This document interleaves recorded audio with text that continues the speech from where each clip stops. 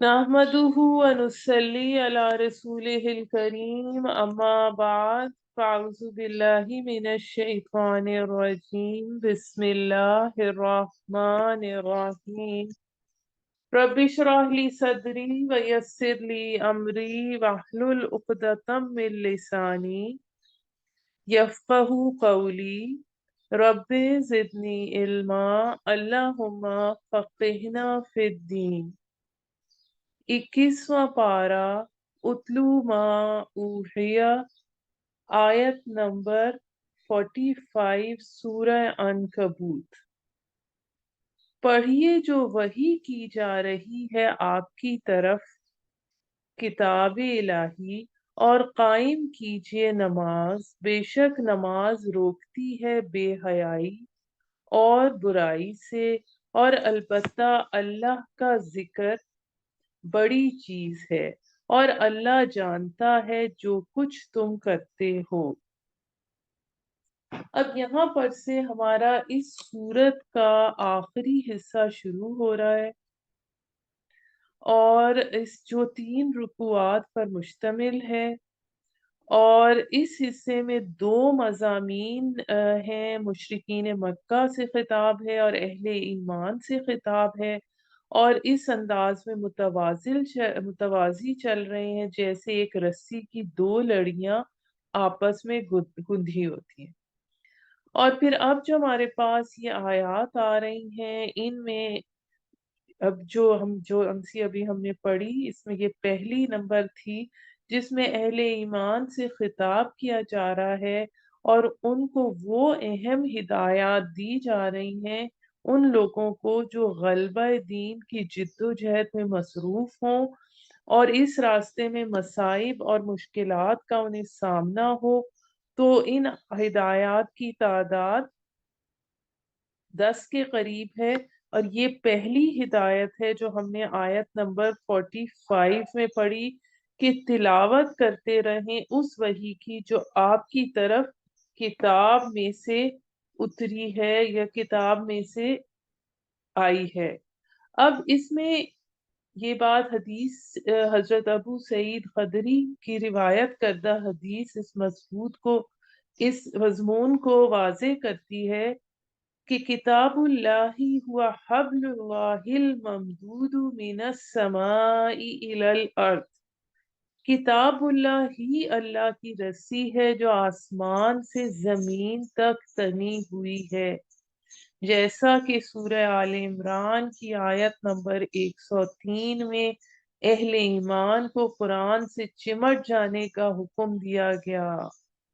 وَاعْتَصِمُوا بِحَبْلِ اللَّهِ جَمِيعًا وَلَا تَفَرَّقُوا، اور مضبوطی سے تھام لو اللہ کی رسی کو سب مل کر، اور آپس میں تفرقے میں نہ پڑو۔ پھر دوسری چیز جو اس آیت میں بتائی گئی وہ نماز قائم کرنے کی ہے۔ یہاں اس کی اہمیت کا اندازہ اس بات سے لگایا جا سکتا ہے کہ حضرت موسیٰ کو کوہ طور میں پر پہلی وحی میں اس چیز کی تاکید کی گئی تھی جو سورہ طٰہٰ کی آیت نمبر 14 میں آتا ہے، وَأَقِمِ الصَّلَاةَ لِذِكْرِی، اور نماز قائم کرو میرے ذکر کے لیے۔ پھر اس پہلی آیت میں اللہ کے ذکر کا بھی نام دیا گیا۔ قرآن بھی خود الذکر اس کا نام ہے، جو کہ ہم سورہ ہجر میں پڑھ چکے ہیں۔ تو اس سے مراد یہ کہ زندگی کے ہر ہر ہر نقطے پر، ہر جگہ اللہ تعالیٰ کو یاد رکھا جائے۔ گھر سے نکلنے کی دعا، گھر میں داخل ہونے کی دعا، باہر آنے کی، کپڑے بدلنے کی، یہ سب دعائیں پڑھی جائیں۔ اللہ کے ساتھ ذہنی اور دل کا رشتہ قائم رکھا جائے۔ فرض نمازوں کے ساتھ تسبیح فاطمہ پڑھی جائے۔ تو یہ سب ضروری ہے اس خاص طور پہ، ایسے تو ہر شخص کے لیے ضروری ہے، خاص طور پہ اس شخص کے لیے جو دین پھیلانے میں جس کو مشکلات پیش آ رہی ہوں، تو اس کے لیے یہ ہدایت دی گئی ہے۔ اس کے بعد اگلی ہدایت یہاں اگلی آیت میں آتی ہے، اور نہ بحث کرو اہل کتاب سے مگر اس طرح سے جو بہتر ہو، سوائے ان لوگوں کے جنہوں نے ظلم کیا ان میں سے، اور کہو کہ ہم ایمان لائے उस पर जो नाजिल हुआ हमारी तरफ और नाजिल हुआ तुम्हारी तरफ, और हमारा माबूद और तुम्हारा माबूद एक ही है और हम उसके फर्मा बरदार हैं। और इस तरह नाजिल की हमने तेरी तरफ किताब, तो जिनको अता की हमने किताब वो ईमान लाते हैं इस पर, और उनमें से बाज वो हैं जो ईमान लाते हैं इस पर और नहीं इनकार करते हमारी आयतों का मगर काफिर लोग। मतलब जो पहले अहले किताब थे फिर उन्होंने वो कुरान पर भी ईमान ले आए, तो फिर वो उनको दोहरा अजर मिलेगा। और नहीं पढ़ता तू इससे पहले कोई किताब और ना लिखता था तू इसे अपने दाहिने हाथ से, तब तो यकीनन शक में पड़ जाते बातिल परस्त लोग। बल्कि ये कुरान आयतें हैं साफ साफ सीनों में उन लोगों के जिनको अता किया गया है इल्म, और नहीं इनकार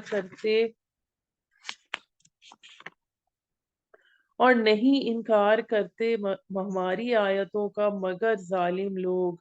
और कहते हैं क्यों ना उतरी उस पर कुछ निशानियां उसके रब की, कह दीजिए कि निशानियां तो अल्लाह ही के पास हैं, और ये कि मैं तो बस डराने वाला हूँ साफ साफ। क्या ये काफी नहीं है इनके लिए कि नाजिल की हमने तुम पर किताब जो पढ़कर सुनाई जाती है उनको, बेशक इसमें रहमत और नसीहत है उन लोगों के लिए जो ईमान लाते हैं। कह दीजिए काफी है अल्लाह मेरे और तुम्हारे दरमियान गवाह, वो जानता है जो कुछ आसमानों में है और जमीन में। और जो लोग यकीन रखते हैं बातिल पर और इनकार करते हैं अल्लाह का, वही लोग हैं खसारा पाने वाले। और ये जल्दी मांगते हैं तुझसे अजाब, और अगर ना होती मियाद मुकर्रर इसके लिए तो अलबत्ता आ चुका होता उन पर अजाब, और जरूर आ जाएगा उन पर अचानक ही और उन्हें खबर भी ना होगी। जैसे दुश्मन ने शहर का मुहासरा कर लिया और पता ही ना हो। ये जल्दी मांगते हैं तुझसे अजाब, हालांकि बिलाशुबा जहन्नम अहाता किए हुए है काफिरों को। जिस दिन ढांप लेगा उन्हें अजाब उनके ऊपर से और उनके पाँव के नीचे से, और कहेगा कि मजा चखो जो तुम करते रहे हो। अब यहाँ पर फिर वो जो हिदायत थी मुसलमानों के लिए, उसमें तीसरी हिदायत आ रही है जिसमें हिजरत हबशा की तरफ रहनुमाई है। और किस कदर इनायत और शफकत का अंदाज है। या इबादी अल्लज़ीना आमनू, ए मेरे बंदो जो ईमान लाए हो, बेशक मेरी जमीन कुशादा है सो मेरी ही इबादत करो। यानी अगर मक्के में जिंदगी तंग हो गई है तो हिजरत कर लो। फिर चौथी हिदायत, हर जान को चखना है मौत का मजा, फिर हमारी ही तरफ तुम लौटाए जाओगे। फिर पांचवी हिदायत, और जो लोग ईमान लाए और उन्होंने अमल किए नेक, तो हम ठिकाना देंगे उन्हें जन्नत के बाला खानों में, बहती हैं जिनके नीचे नहरें, रहेंगे वो हमेशा इनमें। क्या खूब सिला है नेक अमल करने वालों का। फिर छठी हिदायत, जिन्होंने सब्र किया और अपने रब पर भरोसा जिन्होंने सब्र किया और अपने रब पर भरोसा रखा। और कितने ही जानवर हैं जो नहीं उठाई फिरते अपनी रोजी, और अल्लाह ही रोजी देता है उन्हें और तुम्हें भी, और वही हर बात का सुनने वाला जानने वाला है। यानी दुनिया में बेशुमार जानवर हैं जो अपना रिस्क जमा नहीं करते, उसको उठाए नहीं फिरते, जहां जाते हैं उन्हें रिस्क मिलता है, उन्हें इसकी फिक्र और एहतमाम नहीं होता, और अल्लाह ही इंसानों को रिस्क देता है। अगर किसी ने ये गलत फहमी डाल ली है कि मैंने खुद असबाब रिस्क पैदा किया और मुहैया किए, तो उसका कहना और सोच गलत है। रिस्क और असबाब असबाब वसाइल रिस्क सिर्फ अल्लाह के हाथ में है। और अगर तुम पूछो किसने पैदा किया आसमानों को और जमीन को और मुसख्खर किया सूरज को और चांद को, तो कहेंगे अल्लाह ने। फिर ये कहाँ बहके जा रहे हैं। अल्लाह ही कुशादा करता है रोजी जिसके लिए चाहता है अपने बंदों में से, और तंग करता है जिसके लिए चाहे। बेशक अल्लाह हर चीज का जानने वाला है। और अगर तू पूछे उनसे कि किसने बरसाया आसमान से पानी फिर जिंदा कर दिया इसके जरिए से जमीन को बाद इसके बंजर हो जाने के, तो वो कहेंगे अल्लाह ने। कह दीजिए सब तारीफें अल्लाह के लिए हैं, मगर उनमें से अक्सर नहीं समझते। अब आगे मुसलमानों से मजीद खिताब आ रहा है। और 7वां पॉइंट है यहाँ पे, और नहीं है ये जिंदगी दुनिया की मगर खेल और तमाशा। और बेशक आखिरत का घर ही असल जिंदगी है। यानी जैसे एक स्टेज ड्रामे में थोड़ी देर के लिए किसी को कोई लिबास, कोई फकीर होता है, कोई बादशाह होता है, बाद में सबने अपनी असली हालत में आ जाना होता है। ये भी वही चीज है। फिर जब वो सवार होते हैं किश्ती में तो पुकारते हैं अल्लाह को खालिस उसके लिए अकीदा, और जब बचा लाता है उनको खुशकी की जानिब तो उस वक्त वो शिर्क करने लगते हैं, ताकि नाशुक्री करें उसकी जो दिया उन्हें और खूब मजे उड़ा लें। फिर अनकरीब वो जान लेंगे अपना नाशुक्री का अंजाम।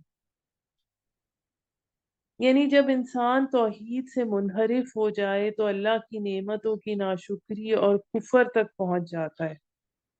लेकिन वो अल्लाह की नेमतों का कुफरान कब तक करेंगे? इस फानी दुनिया के मजे कितने रोज हैं, अनकरीब उनको पता चल जाएगा।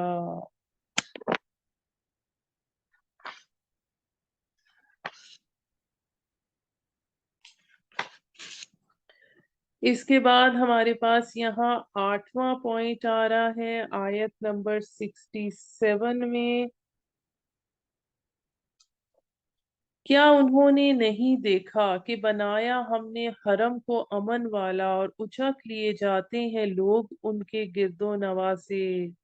यानी बाकी के अरब के इलाकों में तो गिरदो नवा में तो अमन था ही नहीं। अरब बैतुल्लाह को खास अमन की जगह बनाया। क्या वो बातिल पर ईमान लाते हैं और नेमत इलाही की नाशुक्री करते हैं? कौन है ज्यादा जालिम, उससे जो इफ्तरा बर्दाजी करे अल्लाह पर झूठी या झुटलाए हक को, जबकि वो पहुंच चुका उसके पास। क्या नहीं होगा जहन्नुम में ठिकाना हम ऐसे काफिरों का? और आखिरी आयत 69 नंबर आयत में आखिरी इसका पॉइंट आ रहा है जिसमें अल्लाह ताला तसल्ली दे रहे हैं, और जिन्होंने मेहनत की हमारी राह में तो दिखाएंगे हम उन्हें अपनी राह, बेशक अल्लाह साथ है नेकी करने वालों के। यानी जो लोग कुर्बानियां दे रहे हैं हमारी राह में, जिहाद कर रहे हैं, उन्हें मुतमईन रहना चाहिए कि हम उन्हें बेसहारा नहीं छोड़ेंगे, उन्हें अपने रास्ते की बसीरत अता फरमाएंगे। ये हमारा उनसे पुख्ता वादा है। ये वो लोग हैं जिन पर ये आखिरी पॉइंट है। ये लेकिन ये कौन से लोग हैं कि जिनका ईमान एहसान के दर्जे तक पहुंच चुका हो, अल्लाह की राह में वो अपना तन मन धन लगाने के लिए, कुर्बानी देने के लिए तैयार हो, तो अल्लाह उन्हें कभी तना नहीं छोड़ेगा। उनकी ताईद और नुसरत हर वक्त बाकी रहेगी। यहाँ पर अल्हम्दुलिल्लाह हमारी सूरह अनकबूत मुकम्मल हुई। इसके बाद हम शुरू करते हैं सूरह रूम। सूरह रूम शुरू करने से पहले मैं आपको थोड़ी सी इसकी डिटेल बताती चलूं। अ, सू- सूरह रूम में शुरू में कुछ आयत जो हैं, 6 आयत हैं, जिसमें तारीख में के पस मंजर के हवाले से जो वाक़या आया है उसकी, ईरान और रोम की दो सल्तनतों के बारे में उसकी डिटेल है। उसके बाद सूरह नहल से मुशाबे तज़कीर बे आला के बारे में है। اب اس کا جو پہلی 6 اس کی آیات ہیں اس کے حوالے سے اس میں جو نبی صلی اللہ علیہ وآلہ وسلم کی 2 بڑی سلطنتوں ایران اور سلطنت روما جن کی باہمی چپقلش تھی اس کا ذکر ہوا ہے، اور آپ کی ولادت کے وقت یہ دونوں طاقتوں کی کشمکش جاری تھی، اور پھر 602 عیسوی میں اس نے ایک جنگ کی صورت اختیار کر لی۔ اس وقت آپ کی عمر 31 برس تھی، اور 614 میں ایران کے بادشاہ خسرو پرویز کے ہاتھوں رومیوں کی بدترین شکست ہوئی۔ یہاں آپ کو یہ بتاتی چلوں کہ مذہب کے اعتبار سے رومی عیسائی تھے جبکہ ایرانی آتش پرست تھے، اور جو یروشلم کا علاقہ جو اس وقت ایلیا، اس کا پرانا نام ایلیا تھا، ایلیا کے نام تھا، یہ اس وقت بالکل تباہ 70 عیسوی میں بالکل تباہ ہوا پڑا تھا، اور جب رومیو اس کے بعد کچھ اس طرح سے سلسلہ چلا کہ اہل کتاب کے ساتھ مسلمانوں کی جو مسلمان تھے ان کی ہمدردیاں تھیں، اور یعنی جو رومی تھے، جو اہل کتاب تھے، ان کے ساتھ مسلمانوں کی ہمدردیاں تھیں، ان کے لیے فطری طور پہ نرم گوشہ رکھتے تھے، جبکہ جو کفار مکہ تھے ان کی ایرانیوں کے ساتھ ہمدردیاں تھیں۔ اب ان آیات میں، اب اس ساری صورتحال میں، جب کہ 614 میں یہ خسرو پرویز کے ہاتھوں رومیوں کی بدترین شکست ہو چکی تھی، اور اس جنگ میں رومی سلطنت کو ترکی کے اہم شہروں سمیت اپنے بہت سے علاقوں سے ہاتھ دھونا پڑے تھے، اور ان کا مقدس شہر ایلیا یروشلم 70 عیسوی میں بالکل تباہ ہو گیا تھا، اور بعد میں رومی شہنشاہ نے کے دور میں ایلیا کے نام سے اثر نو آباد ہو چکا تھا، اس کو بھی ایرانیوں نے برباد کر دیا تھا، اور وہاں پر مقدس صلیب بھی ان کے قبضے میں آ چکی تھی، اور رومیوں کی شکست کے وقت مکہ میں حضور صلی اللہ علیہ وآلہ وسلم کی دعوت شروع ہوئے 5 برس ہو چکے تھے۔ اب اس صورت میں جب یہ صورت نازل ہوئی تو اس میں واضح پیشن گوئی کی گئی کہ قریب کی سرزمین میں اس وقت جو رومی شکست کھا چکے ہیں، چند ہی سال میں یہ صورت تبدیل ہو جائے گی اور پھر سے ایرانی غالب آ جائیں۔ بظاہر چونکہ یہ بالکل انہونی بات تھی، اس لیے مشرکین مکہ نے مذاق کا نشانہ بنایا اور اس پیشن گوئی کو موضوع گفتگو بنا کر مسلمانوں کو زجر پہنچانے کی کوشش کی۔ اسی دوران یہ ہوا کہ ایک مشرک ابی بن خلف نے حضرت ابو بکر صدیق کے ساتھ شرط لگائی کہ اگر قرآن کی پیشن گوئی کے مطابق 3 سال کے اندر رومی غالب آ گئے تو 10 اونٹ میں تمہیں دے دوں گا، ورنہ 10 اونٹ تم کو دینا پڑے۔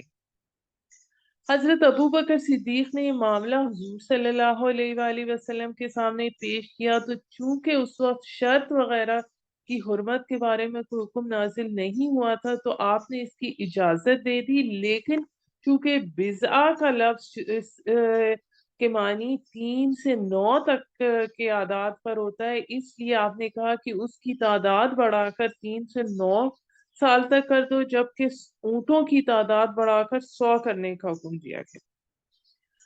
چنانچہ حضرت ابو بکر نے 100 اونٹوں پر شرط پکی کر دی، اور ٹھیک 9 سال بعد یہ پیشن گوئی پوری ہوئی تو ابی بن خلف کے وارثوں کو 100 اونٹ حضرت ابو بکر کے حوالے کرنے پڑے، اور اس ساری صورتحال میں یہ ہوا کہ روم کا جو بادشاہ تھا ہرقل، اس نے اپنی شکست کا بدلہ لینے کے لیے مسلسل منصوبہ بندی میں مصروف رہا، اور 8 سال بعد جب نبی صلی اللہ علیہ وآلہ وسلم ہجرت کر کے مدینہ تشریف لے گئے تھے تو उसने हरकल ने ईरानियों का पुष्ट की तरफ से यानी बहीरा कैस्पियन की तरफ से हमला किया, और ईरानी बिल्कुल गैर, उनको तवक्को नहीं थी वो इस किताब ना ला सके, उन्हें शिकस्त हुई। और इसी साल अल्लाह की मदद से बदर में मुसलमानों को भी फतह नसीब हुई। तो इस तरह ये दोनों पेशन गोइयां हर्फ ब हर्फ पूरी हो गई। अब हम इस सूरत को पढ़ते हैं। बिस्मिल्लाहिर्रहमानिर्रहीम। अलिफ लाम मीम।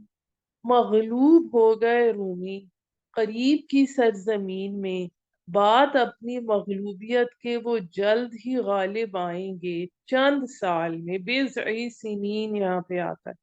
अल्लाह ही के हुक्म से हुआ जो पहले हुआ और जो बाद में होगा, और उस दिन खुश होंगे ईमान लाने वाले।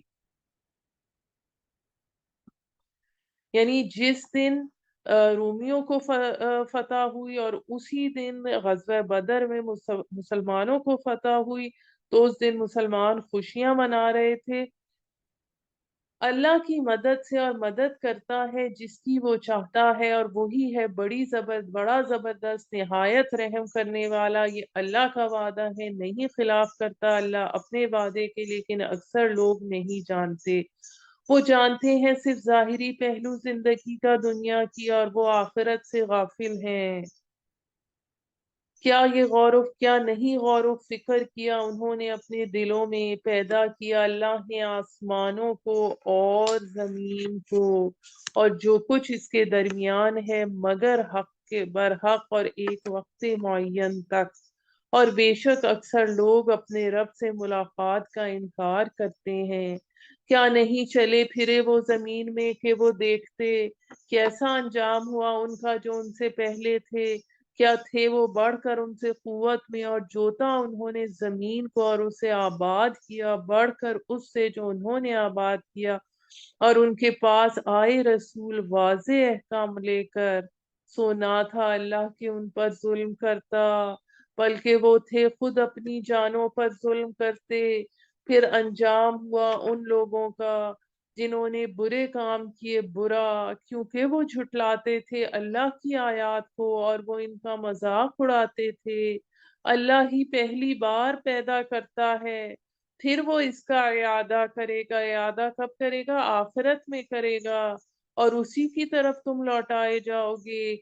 और जिस दिन बर्पा होगी कयामत, मायूस हो जाएंगे मुजरिम, और ना होगा उनके लिए उनके ठहराए हुए शरीकों में से कोई सिफारशी, और वो होंगे अपने शरीकों से मुनकर। यानी जिनको वो अल्लाह का साथी शरीक बनाते थे, जिनसे उम्मीद रखते थे कि उनकी सिफारिश करेंगे, तो वो उनकी सिफारिश से इनकार कर देंगे। और जिस दिन बर्पा होगी कयामत, उस दिन मोमिन और काफिर अलग अलग हो जाएंगे।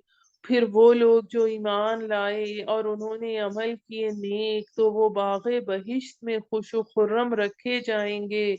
और वो लोग जिन्होंने कुफर किया और झुटलाया हमारी आयत को और आखिरत की मुलाकात को, सो वही लोग अजाब में पकड़े हुए होंगे। बस पाकी है अल्लाह की जब तुम्हारी शाम होती है और जब तुम्हारी सुबह का वक्त होता है, और उसी के लिए है सब तारीफ आसमानों में और जमीन में। और तीसरे पहर, और जब दोपहर होती है यानी रात को और जोहर को, वो निकालता है जिंदा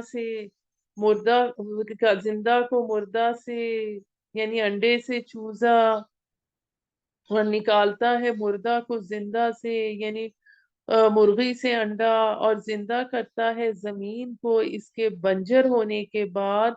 और यूं ही तुम निकाले जाओगे, यानी बंजर होने के बाद भी जिस तरह जमीन से पौधे निकल आते हैं, तुम भी अपनी कब्रों से इसी तरह निकल पड़ोगे। और उसकी निशानियों में है कि पैदा किया तुम्हें मिट्टी से, फिर अब तुम इंसान हो के जमीन पर फैलते जा रहे हो। और उसकी निशानियों में ये कि पैदा किए तुम्हारे लिए तुम में से जोड़े, ताकि तुम सुकून पाओ, यानी तुम्हारे साथी बनाया रफीक बनाए। और पैदा की तुम्हारे दरमियान मोहब्बत और मेहरबानी, बेशक इसमें निशानियां हैं उन लोगों के लिए जो गौर व फिक्र करते हैं, और इसकी निशानियों में है कि पैदा किया आसमानों और जमीन को, और जुदा जुदा होना तुम्हारी जबानों और रंगों का। बेशक इसमें निशानियां हैं अहले इल्म के लिए। यानी उसकी तख्लीक में तनव्वुर है, लोगों के रंगों में फर्क है। और इसकी निशानियों में से है तुम्हारा सोना रात और दिन में, यानी दिन में जो तुम कैलूला करते हो, और तुम्हारा तलाश करना उसका फजल यानी दौड़ धूप करना। उसकी निशानियां हैं उन लोगों के लिए जो सुनते हैं। यानी कहाँ से सुनते हैं? जिनके दिल जो है वो सुनते हैं। और उसकी निशानियों में से है कि वो दिखाता है तुम्हें बिजली खौफ और उम्मीद के लिए, और बरसाता है आसमान से पानी, फिर जिंदा करता है इससे जमीन को इसके बंजर होने के बाद। बेशक इसमें निशानियां हैं उन लोगों के लिए जो अक्ल रखते हैं। यानी वाटर साइकिल भी अल्लाह ताला की एक बड़ी मेहरबानी है। और उसकी निशानियों में से है कि कायम है आसमान और जमीन उसके हुक्म से। फिर जब पुकारेगा तुम्हें एक ही बार जमीन से निकलने के लिए, तो उसी वक्त तुम निकल पड़ोगे। और उसी का है जो आसमानों में है और जमीन में है, और सब उसी के ताबे फरमान है। वही है जो पहली बार पैदा करता है, फिर वो इसका इयादा करेगा, और ये आसान है उसके लिए। और उसी की सिफ्त सबसे बरतर है आसमानों में और जमीन में। और वही बड़ा जबरदस्त और बड़ी हिकमत वाला है।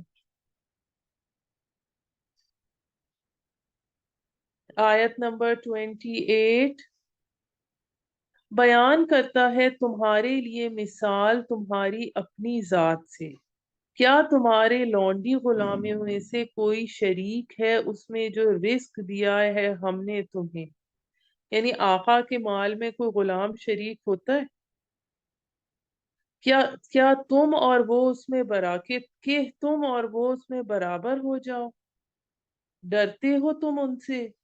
यानी तुम ऐसे सोचते से भी डरते हो, जैसा तुम डरते हो उनसे जैसा डरते हो तुम अपनों से। यानी तुम उनके बारे में ऐसे सोचते हो जैसे अपनी फिक्र करते हो। यूं मुफस्सल बयान करते हैं हम निशानियां उन लोगों के लिए जो अकल से काम लेते हैं। यानी कि इस आयत से मुराद ये है कि अल्लाह के फरिश्ते भी जो हैं वो अल्लाह के गुलाम हैं, अल्लाह के बंदे हैं। क्या तुम अपने गुलामों को अपने बराबर ठहराते हो? गुलाम तो बराबर का हक नहीं रख सकता। वो तो हुक्म ही बजा लाएगा। तो तुम फरिश्तों को अल्लाह की बेटियां कैसे बना सकते हो कि वो अल्लाह के मद्दे मुकाबिल आ जाए? बल्कि पैरवी करते हैं कि जालिम अपनी ख्वाहिशात की बेजाने।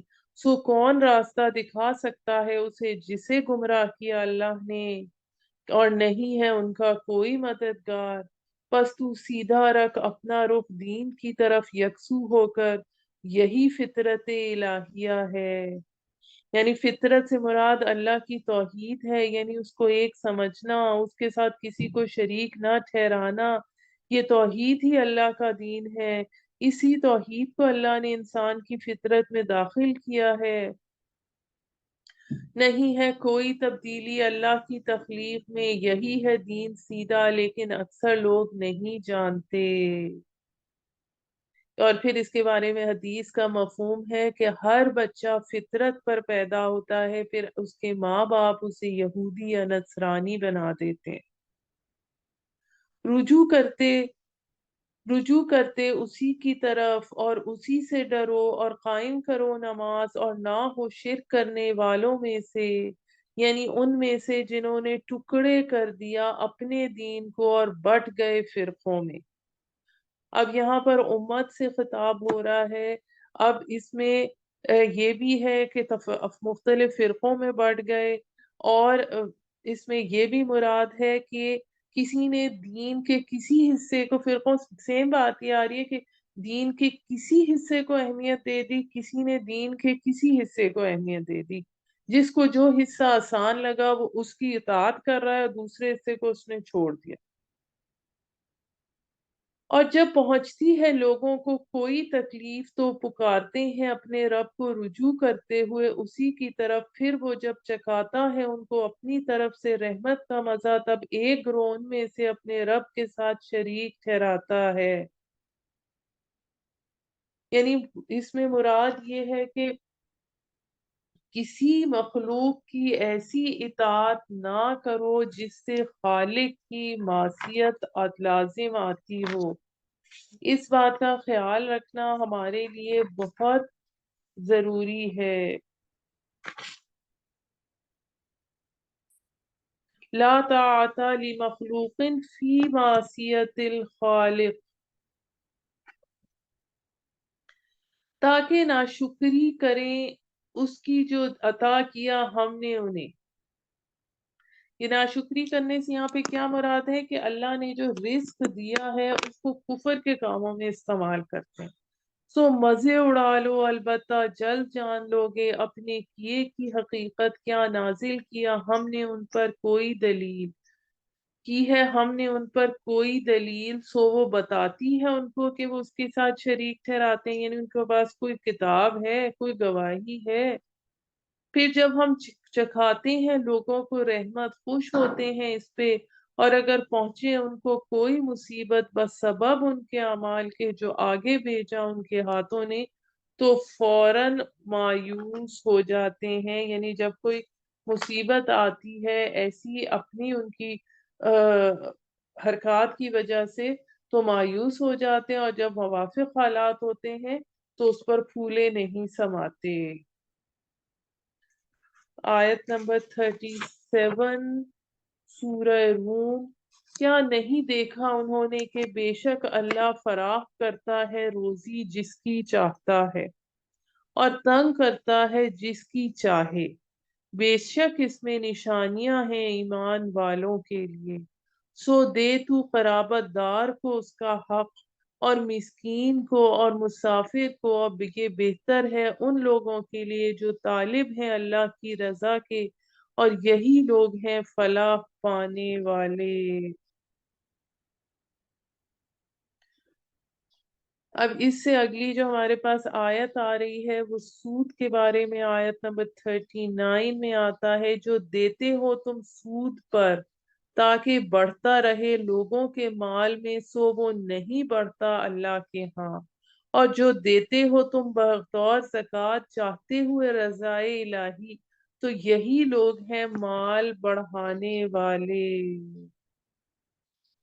اب اسی کے حوالے سے ہم پڑھ چکے ہیں سورہ بقرہ کی آیت نمبر 275 میں، اپنے مستقبل کے لیے بچت کرنا انسان کی سرشت میں شامل ہے۔ انسان بچت کر کے بھی رکھتا ہے اور اس کی خواہش ہوتی ہے کہ اس کی بچت بڑھتی ہی رہے، لیکن قرآن مجید نے اس بچت کو کے بارے میں حکم دیا ہے، یہ اس بچت کو یعنی قدر زائد یعنی سرپلس ویلیو قرار دے کر اسے انفاق فی سبیل اللہ کے مد میں خرچ کرنے کا حکم دیا ہے، جیسے کہ سورہ بقرہ کی آیت نمبر 219 میں آتا ہے، وَيَسْأَلُونَكَ مَاذَا يُنْفِقُونَ قُلِ الْعَفْوَ۔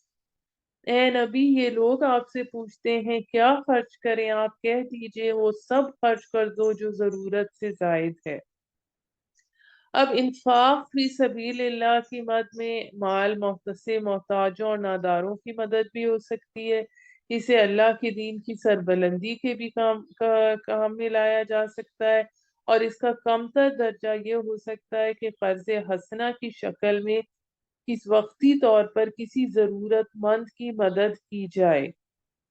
بہرحال اللہ کا وعدہ ہے کہ اس کے راستے میں خرچ کیا ہوا مال اس کے ہاں محفوظ بھی ہوگا، بڑھتا بھی رہے گا، اور آخرت میں اس کا اجر کئی گنا بڑھا کر دیا جائے گا۔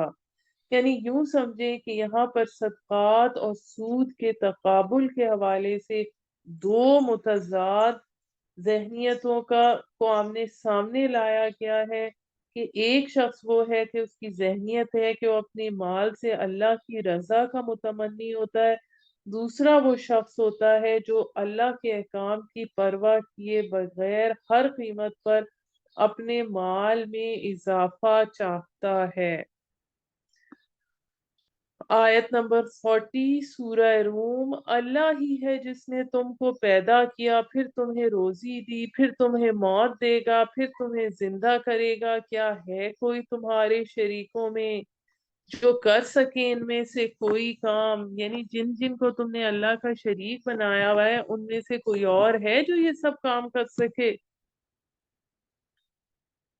पाक है वो और बुलंद है उनसे जिन्हें वो शरीक ठहराते हैं, यानी वो जो लात मनात और उज्जा है उनसे। फै- फैल गया फसाद खुशकी में और समंदर में बसबब उनके करतूतों के जो लोगों ने किए, ताकि मजा चखाए अल्लाह उनको उनके अमाल का, ताकि वो बाज आ जाएं।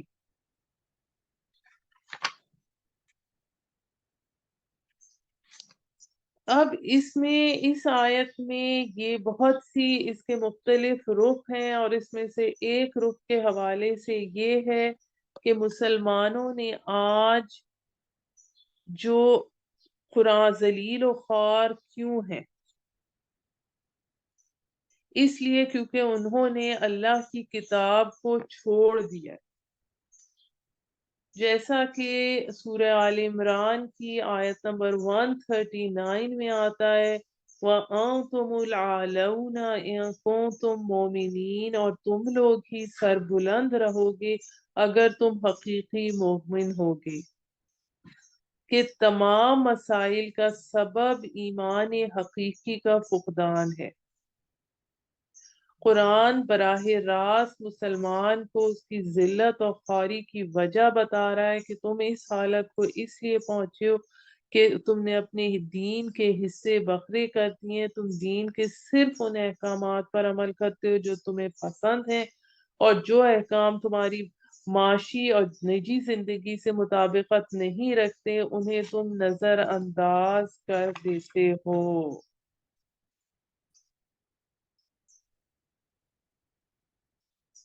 आयत नंबर 42। कह दीजिए तुम चलो फिरो जमीन में, फिर देखो कैसा अंजाम हुआ उनका जो पहले हो गुजरे हैं। थे अक्सर उनमें से शिर्क करने वाले। अब यहाँ पर यानी ये बताया जा रहा है कि शिर्क ही असल फसाद की जड़ है।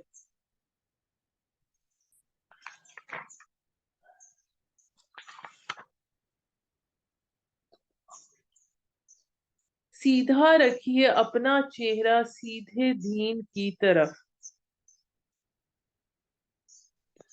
इससे पहले कि आ पहुंचे वो दिन के नहीं टलना जिसका अल्लाह की तरफ से। उस दिन जुदा जुदा हो जाएंगे मोमिन और काफिर। जिसने कुफर किया तो उस पर वबाल उसके कुफर का, और जो करे अमाल नेक तो ऐसे ही लोग अपने लिए राह संवारते हैं ताकि बदला दे अल्लाह उनको जो ईमान लाए और अमल किए नेक अल्लाह के फजल से। बेशक वो नहीं पसंद करता काफिरों को। और उसकी निशानियों में से है कि चलाता है हवाएं खुशखबरी देने वाली, ताकि चखाए मजा तुम्हें अपनी रहमत का, यानी बारिश का, बाराने रहमत का, और के चले किश्तियां उसके हुक्म से, और के तलाश करो तुम उसका फजल ताकि तुम शुक्र बदगुजार बन जाओ। और बिलाशुबा भेजे हमने तुझसे पहले रसूल उनकी कौमों की तरफ, वो आए उनके पास खुली निशानियां लेकर, तो इंतकाम लिया हमने उन लोगों से जिन्होंने जुर्म किया, और था हम पर लाजिम मदद करना ईमान वालों की। यानी जैसे हजरत नूह अलैहिस्सलाम और जो जो अम्बिया थे और उनके साथ जो लोग ने ईमान लाए थे वो सब बचा लिए गए। अल्लाह ही है जो चलाता है हवाएं, फिर वो उठाए फिरती हैं बादल को, फिर फैला देता है वो उसे आसमान में जिस तरह चाहे, और कर देता है उसे तह बतह। फिर देखता है तू नी को निकलता हुआ उसमें से, پھر جب برساتا ہے اسے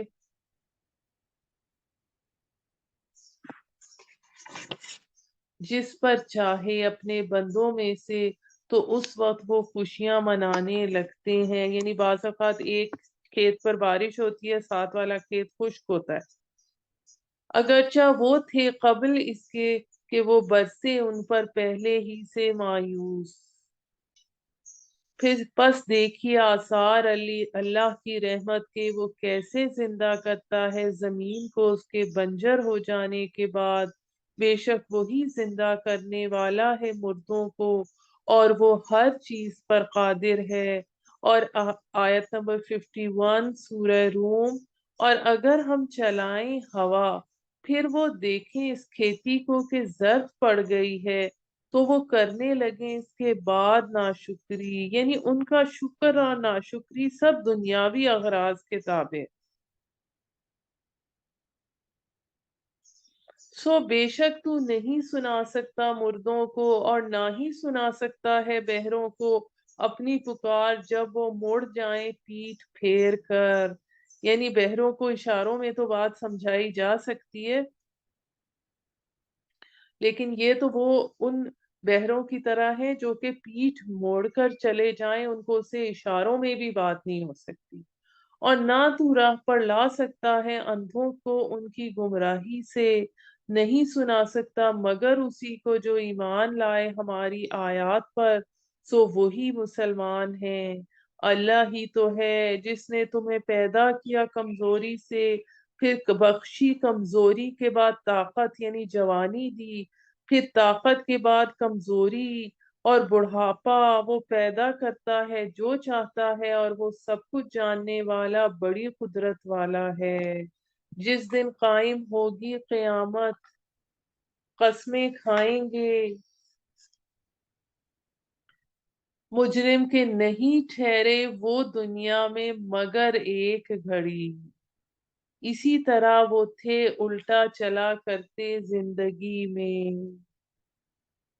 یعنی جس طرح وہ لوگ روز قیامت اپنی زندگی کے بارے میں کے دورانیے کے بارے میں غیر معقول بات کریں گے، ایسے دنیا میں بھی ان کی سوچ اور فکر حقیقت سے بہت دور تھی. کہیں گے وہ لوگ جنہیں علم عطا ہوا تھا اور ایمان، بے شک تم ٹھہرے نوشتہ الہی کے مطابق روز قیامت تک، سو یہ قیامت کا دن ہے لیکن تم جانتے نہ تھے. یعنی اس وقت اہل علم اور صاحب ایمان لوگوں نے بتائیں گے کہ جسے تم ایک گھڑی کہہ رہے ہو، دراصل عالم برزخ کا طویل عرصہ تھا جو اللہ کے فیصلے کے مطابق تم پر گزرا ہے. ابھی تمہاری آنکھ کھلی ہے، تم یوم بعث کا یہ منظر اپنی آنکھوں سے دیکھ رہے ہو، مگر دنیا میں تم لوگوں نے آخرت کی زندگی اور اس کے بارے میں کبھی غور کرنا، کبھی سوچنا پسند ہی نہیں کیا. اس دن نہ نفع دے گی ان لوگوں کو جنہوں نے ظلم کیا ان کی معذرت، اور نہ ہی ان کی توبہ قبول کی جائے گی. پھر اللہ تعالیٰ فرما رہے ہیں، اور بے شک بیان کر دی ہم نے لوگوں کے لیے اس قرآن میں ہر قسم کی مثالیں. یعنی ہر انداز سے مثال آئی ہے، چاہے وہ واٹر سائیکل کے ذریعے ہو، چاہے وہ مکڑی کے جالے کے ذریعے ہو. اگر تو لائے ان کے پاس کوئی معجزہ، تو ضرور کہیں گے یہ لوگ جنہوں نے کفر کیا کہ نہیں ہو تم مگر جھوٹے. مگر کسی طرح کی تدبیر، کسی طرح کا سمجھانا ان پر کوئی اثر نہیں کرتا. اس طرح مہر لگا دیتا ہے اللہ دلوں پر ان لوگوں کے جو بے علم ہیں. تو صبر کر. اب بے شک اللہ کا وعدہ برحق ہے، اور نہ اکھاڑ دیں تجھے وہ لوگ جو یقین نہیں رکھتے.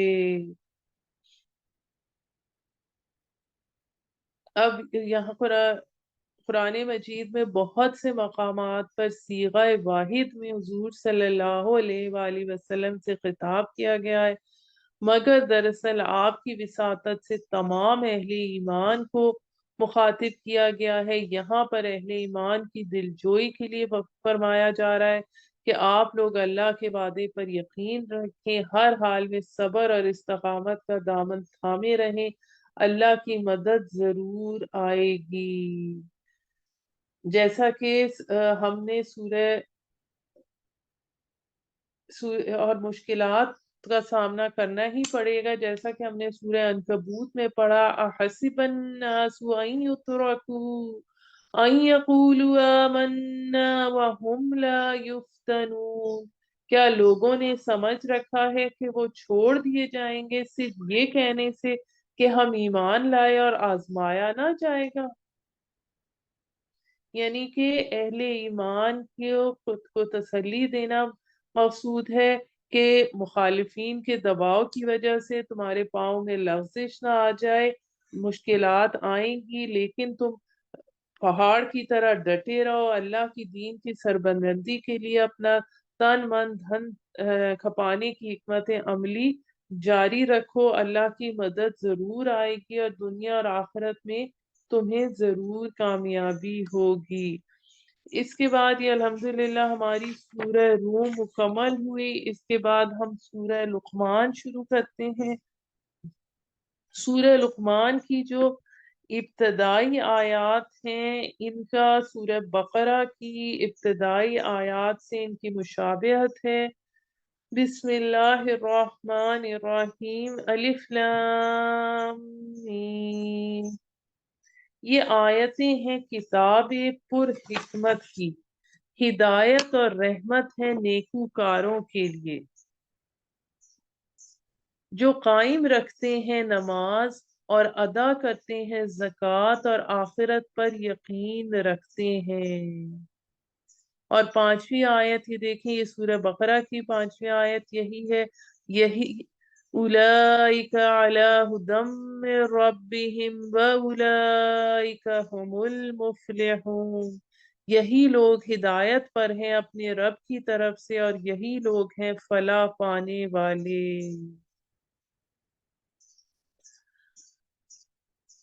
اب اس سے اگلی جو آیت نمبر 6 ہم پڑھتے ہیں، کچھ لوگ ایسے بھی ہیں جو خریدتے ہیں بیہودہ کھیل کی باتوں کو، لہو الحدیثی کا لفظ آیا، تاکہ گمراہ کر دیں لوگوں کو اللہ کی راہ سے بغیر علم کے اور اڑائیں ان آیات کا مذاق، یہی ہے جن کے لیے عذاب ہے رسوائی والا۔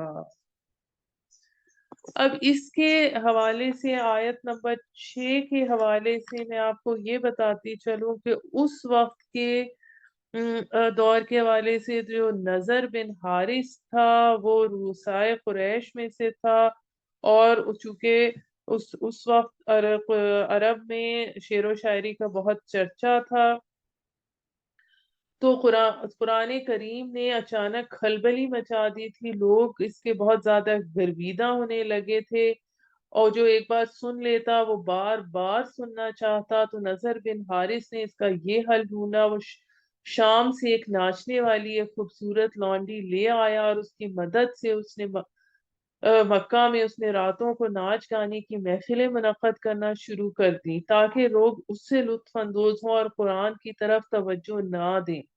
لیکن آج کے دور کے اس کے تعویل عام کے اعتبار سے دیکھا جائے تو ہمارے دور میں جو بھی چیزیں ہیں، سپورٹس کے چاہے میچز ہوں، چاہے میوزیکل کانسرٹس ہوں، چاہے فلمز ہو، یہ سب لہو اور لعب میں شامل ہوتی ہیں، اور جس کا نتیجہ یہ ہوتا ہے کہ جو ہماری نئی نسل ہے وہ قرآن کی طرف توجہ دینے، اس کو سمجھنے کا خیال ہی نہیں آتا، ان چیزوں میں وہ اتنی زیادہ مصروف رہتی، اور جب پڑھی جائیں اس پر ہماری نشانیاں تو وہ پیٹھ پھیر لیتا ہے تکبر سے، گویا کہ اس نے ان کو سنا ہی نہیں، گویا اس کے دونوں کانوں میں بہرا پن ہے، سو بشارت دیجئے اسے دردناک عذاب کی۔ اب یہ تعویل خاص کے اعتبار سے دیکھا جائے تو یہ نضر بن حارث کے بارے میں ہے، اور عذاب میں اسی کو عذاب کے حوالہ اس کے لیے طنزیہ انداز ہے۔ بے شک جو لوگ ایمان لائے اور انہوں نے عمل کیے نیک، ان کے لیے نعمت کے باغات ہیں، رہیں گے وہ ہمیشہ ان میں، اللہ کا وعدہ سچا ہے اور وہ بڑا زبردست بڑی حکمت والا ہے۔ پیدا کیے اس نے آسمان بغیر ستون کے جو تمہیں نظر آتے ہیں، اور گاڑ دیے زمین میں پہاڑ کے کہیں جھک نہ پڑے تمہیں لے کر، اور پھیلا دیے اس میں ہر قسم کے جانور، اور برسایا ہم نے آسمان سے پانی، پھر اگائے ہم نے اس میں ہر قسم کے نفیس جوڑے۔ یہ تو پیدا کیا ہوا ہے اللہ کا، تو دکھاؤ مجھے کیا بنایا ہے انہوں نے جو اس کے سوا ہے، یعنی جو تم نے اور معبود بنا رکھے ہیں وہ انہوں نے کیا بنایا ہے۔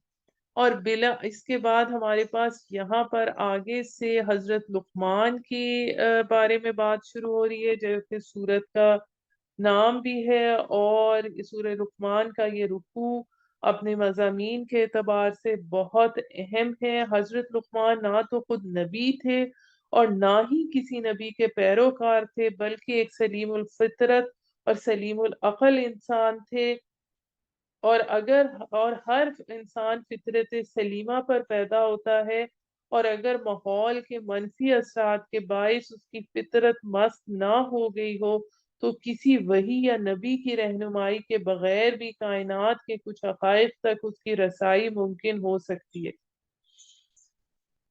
وہ یہ دیکھ سکتا ہے، وہ یہ جان سکتا ہے جو کہ جو اس کائنات کا کوئی نہ کوئی اس کائنات کا پیدا کرنے والا ہے، اور وہ جب پیدا کرنے والا خالق ہے تو وہ ایک دن جزا اور سزا سب کو ان کی کیے کی ضرور دے گا۔ اب حضرت لقمان جو تھے وہ حبشی نسل تھے، پیشے کے اعتبار سے بڑھئی تھے، اور ان کا تعلق مصر اور سوڈان کے سرحدی علاقے نوبیا سے تھا، اور اللہ کی عطا کردہ حکمت اور ذہانت اور سلامتی فطرت کی مدد سے نہ صرف انہیں توحید کی معرفت حاصل ہوئی، بلکہ وہ اس نتیجے پر بھی پہنچے کہ انسانی اعمال ضائع ہونے کی چیز نہیں ہے۔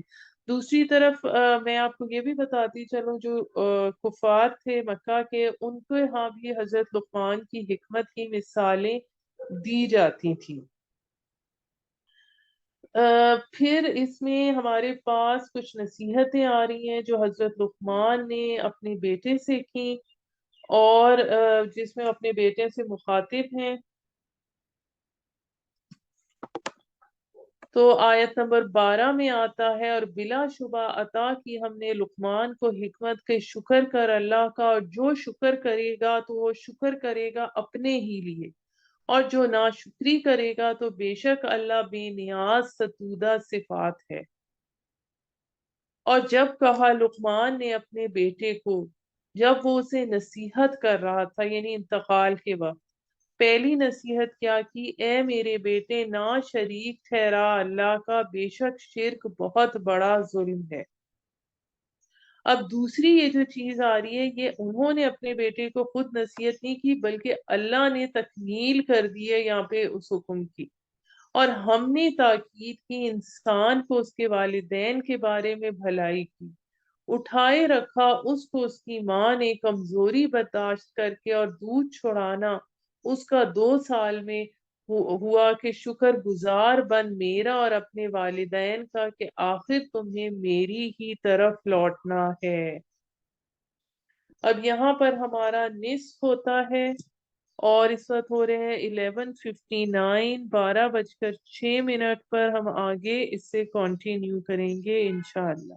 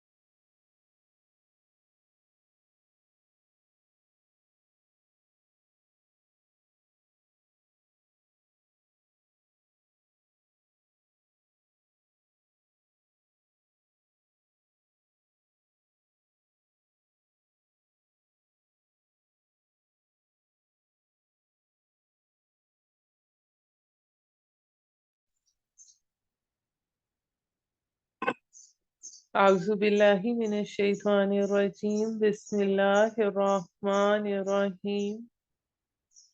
आयत नंबर 15 सूरह लुक़मान 21वां पारा।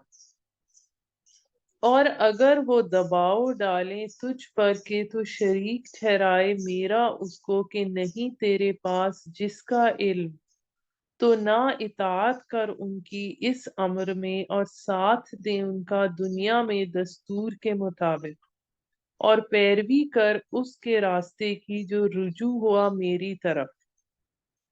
फिर मेरी ही तरफ लौटना है तुम्हें, फिर बता दूंगा मैं तुम्हें जो कुछ तुम करते रहे दुनिया में। अब यहाँ पर ये बताया जा रहा है कि अगर वालिदैन तुम्हें इस बात का हुक्म दें कि तुम अल्लाह की मासियत करो तो वो करने की इजाजत नहीं है। कुरान मजीद में जगह जगह ये 5वां मकाम है कुरान मजीद में जहाँ पर हमें अल्लाह की ने अपने हक तौहीद के फौरन बाद वालिदैन के हुकूक का जिक्र फरमाया है। इससे पहले सूरह बकरा आयत 83, सूरह निसा आयत 36, सूरह अनाम आयत 151 और सूरह बनी इसराइल आयत नंबर 23 में भी अल्लाह के हक के बाद मुत्तसिल वालिदैन के हकूक का जिक्र आया है। लेकिन वालिदैन के तमाम तर तक़द्दुस और एहतराम के बावजूद उन्हें अपने हदूद से तजावज़ करने और अल्लाह के हक पर डाका डालने की इजाजत किसी सूरत में नहीं दी जाएगी। वालिदैन के हुकूक की जहाँ भी बात आई है वहाँ उनके साथ हुस्न सलूक की ताकीद की गई है, जबकि उनकी इताअत करने का हुक्म नहीं दिया गया। बहरहाल अगर वालिदैन की इताअत होगी तो अल्लाह की इताअत के दायरे के अंदर रहकर होगी। अलबत्ता जहाँ तक इत्तबा और पैरवी का ताल्लुक है तो सिर्फ उस शख्स की जायज है जो हर तरफ से मुंह मोड़कर कुल्ली तौर पे अल्लाह की इताअत में आ चुका हो। यानी अल्लाह की इताअत हर इंसान की इताअत पर फौकियत रखती है। अगर किसी भी इंसान की इताअत उस दायरे के अंदर आती है तो फिर आप वो कर सकते हैं।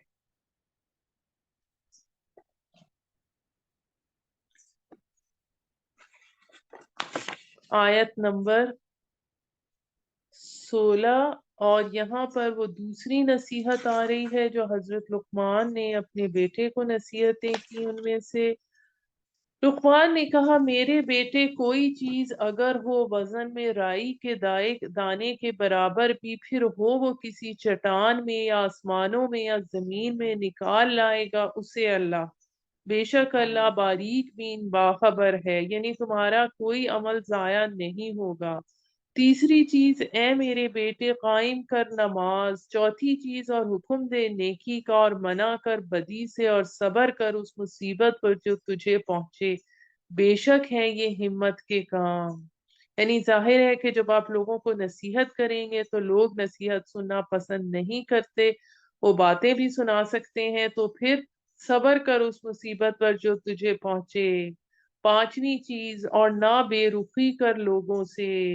यानी तकब्बुर ना कर और ना चल जमीन में इतरा कर। बेशक अल्लाह नहीं पसंद करता किसी खुद पसंद शेखी बिगाड़ने वाले को। छठी चीज, और म्याना रवि इख्तियार कर अपनी चाल में, और पस्त रख अपनी आवाज को। बेशक सबसे बुरी आवाज गधे की आवाज है। यानी जिसकी दलील कमजोर होती है, जब दलील कमजोर होती है तो वो अपनी आवाज ऊंची कर लेता है। होना ये चाहिए कि बात वजनी होनी चाहिए, बात में दलील होनी चाहिए। क्या नहीं देखा तुमने कि अल्लाह ने मुसख्खर किया तुम्हारे लिए जो आसमानों में है, यानी सूरज और चांद, और जो जमीन में है, और पूरी करती तुम पर अपनी नेमतें जाहिरी और मख्फी। यानी वो नेमतें जिनका हमें एहसास है और वो भी जिनका हमें एहसास नहीं है। और लोगों में ऐसे भी हैं जो झगड़ते हैं अल्लाह के बारे में बगैर इल्म और बगैर हिदायत और बगैर रोशन किताब के। अब ये आप ये چیز تو ہمارے معاشرے میں بہت صاف نظر آتی ہے کہ لوگ جن کو دین کے بارے میں علم نہیں ہوتا وہ بھی پوری طرح جھگڑنے کے لیے، اس میں بحث کرنے کے لیے تیار ہوتے ہیں، جب نہ کہ کوئی علمی دلیل ہوتی ہے ان کے پاس اور نہ کوئی ثبوت۔ اور جب کہا جاتا ہے ان سے کہ پیروی کرو اس کی جو نازل کی ہے اللہ نے، تو کہتے ہیں بلکہ پیروی کریں گے اس کی جس پر پایا ہم نے اپنے آباء و اجداد کو، یعنی ہم تو اپنی روایات کی پیروی کریں گے۔ اگر شیطان بلاتا ہو ان کو دوزخ کے عذاب کی طرف پھر بھی، اور جو شخص اپنا سر خم کر دے اللہ کے آگے اور ہو وہ نیکوکار بھی، تو البتہ تھام لیا اس نے سہارا بڑا ہی مضبوط، بالعروۃ الوثقی، اور اللہ ہی کی طرف ہے انجام سب کاموں کا۔ فمن یؤمن باللہ فمن يكفر بالطاغوت ويؤمن بالله فقد استمسك بالعروة الوثقى لا انفصام لها۔ سورہ بقرہ کی آیت نمبر 256 میں بھی یہی ورڈ آتا ہے۔ اور جس نے کفر کیا تو نہ غم میں ڈالے تجھے اس کا کفر کرنا، ہماری ہی طرف لوٹنا ہے انہیں، پھر بتا دیں گے ہم انہیں جو وہ کرتے رہے، بلا شبہ اللہ ہی جانتا ہے دلوں کے بھید۔ فائدہ پہنچائیں گے ہم انہیں کچھ، پھر کھینچ لے جائیں گے ہم انہیں سخت عذاب کی طرف۔ اور اگر تو ان سے پوچھے کس نے پیدا کیا آسمان اور زمین کو، تو وہ ضرور کہیں گے اللہ نے۔ کہہ دیجئے سب تعریفیں اللہ ہی کے لیے ہے، لیکن اکثر ان میں سے نہیں جانتے۔ اللہ کا ہے جو کچھ آسمانوں میں ہے اور زمین میں ہے، بے شک اللہ بے نیاز تعریف کیا گیا ہے۔ اب ہمارے پاس یہ جو آگے آیت نمبر 27 آ رہی ہے، جیسا کہ آپ سے پہلے بات ہوئی کہ جو قرآن مجید میں اہم مضامین ہے وہ کم از کم دو دو دفعہ آتے ہیں، اور یہی مضمون جو ہے سورہ کہف کے بھی اینڈ میں آتا ہے۔ اور اگر جتنی زمین میں ہے درخت، قلمے ہوں اور سمندر اس کی روشنائی، اس کے بعد 7 سمندر اور، تو بھی نہ ختم ہوں گی اللہ کی باتیں، بے شک اللہ بڑا زبردست بڑی حکمت والا ہے۔ یعنی اللہ تعالی کی وسعت اور عظمت کا بیان ہے، جیسے سورہ کہف میں آتا ہے قُل لَوْ كَانَ الْبَحْرُ مِدَادًا لِكَلِمَاتِ رَبِّي لنفد البحر قبل أن تنفد كلمات ربي ولو جئنا بمثله مددا۔ اے نبی صلی اللہ علیہ وآلہ وسلم، آپ کہیے کہ اگر سمندر سیاہی بن جائے میری رب کے باتوں کے لکھنے کے لیے، تو یقیناً سمندر ختم ہو جائے گا اس سے پہلے کہ میرے رب کی باتیں ختم ہوں، اگرچہ ہم اس طرح کے اور سمندر بھی مدد کے لیے لے آئیں۔ یعنی کہ کائنات کی ہر چیز اللہ تعالی کے کلمہ کن کا ظہور ہے، اور اس لحاظ سے اللہ تعالی کی تمام مخلوقات گویا کلمت اللہ ہیں جن کا شمار ممکن نہیں۔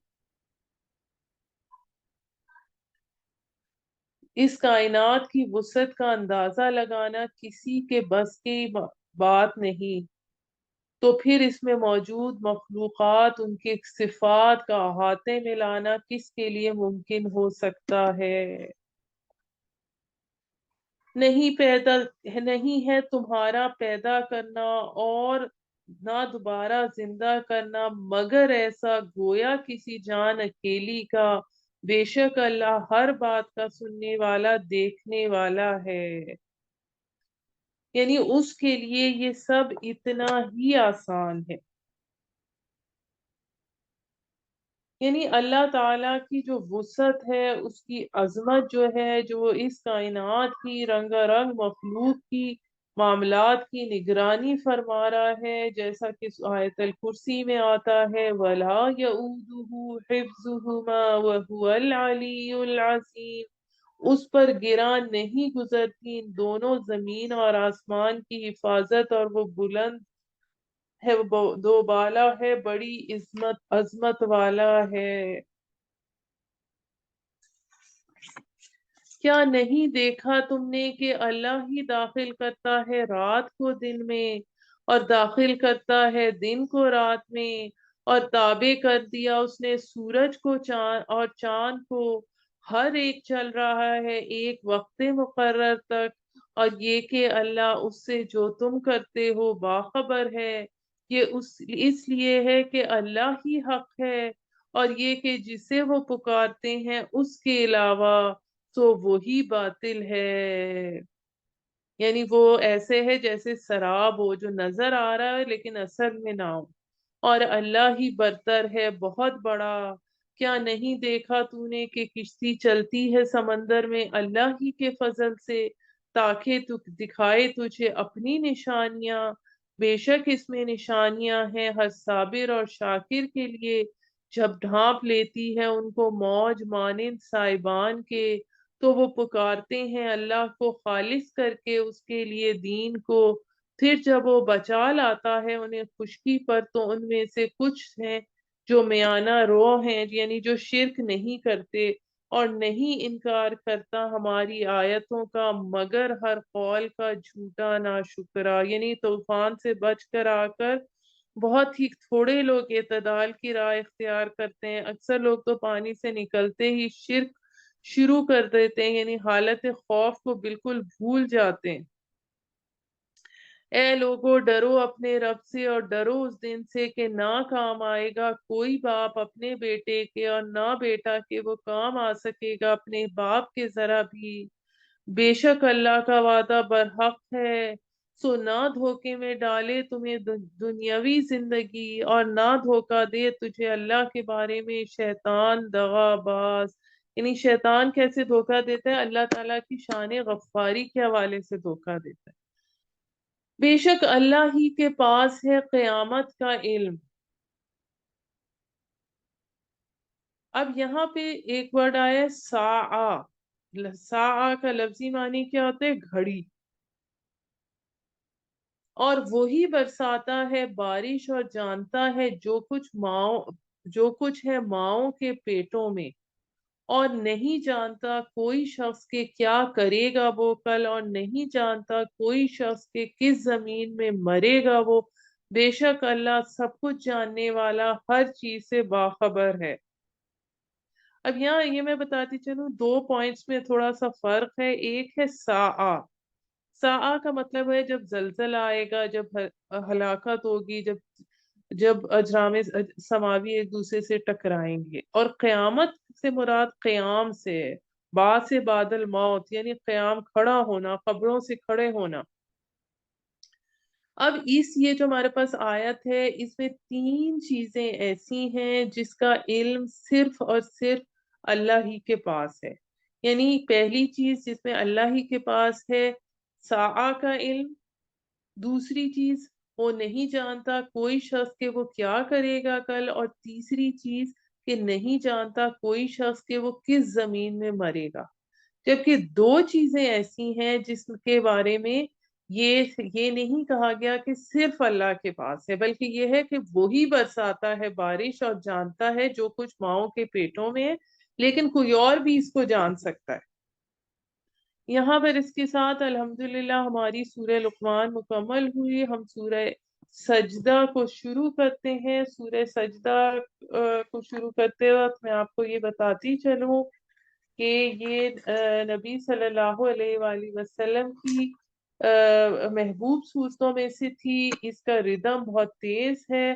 آپ اکثر جمعے کے دن نماز فجر کی پہلی رکعت میں سورہ سجدہ اور دوسری میں سورہ دہر تلاوت کیا کرتے تھے، اور جن صورتوں سے آپ صلی اللہ علیہ وآلہ وسلم کو خاص تعلق کے خاطر تھا، یہ ان میں سے تھی، اور آپ نمازوں میں کثرت سے اس کی تلاوت کرتے تھے۔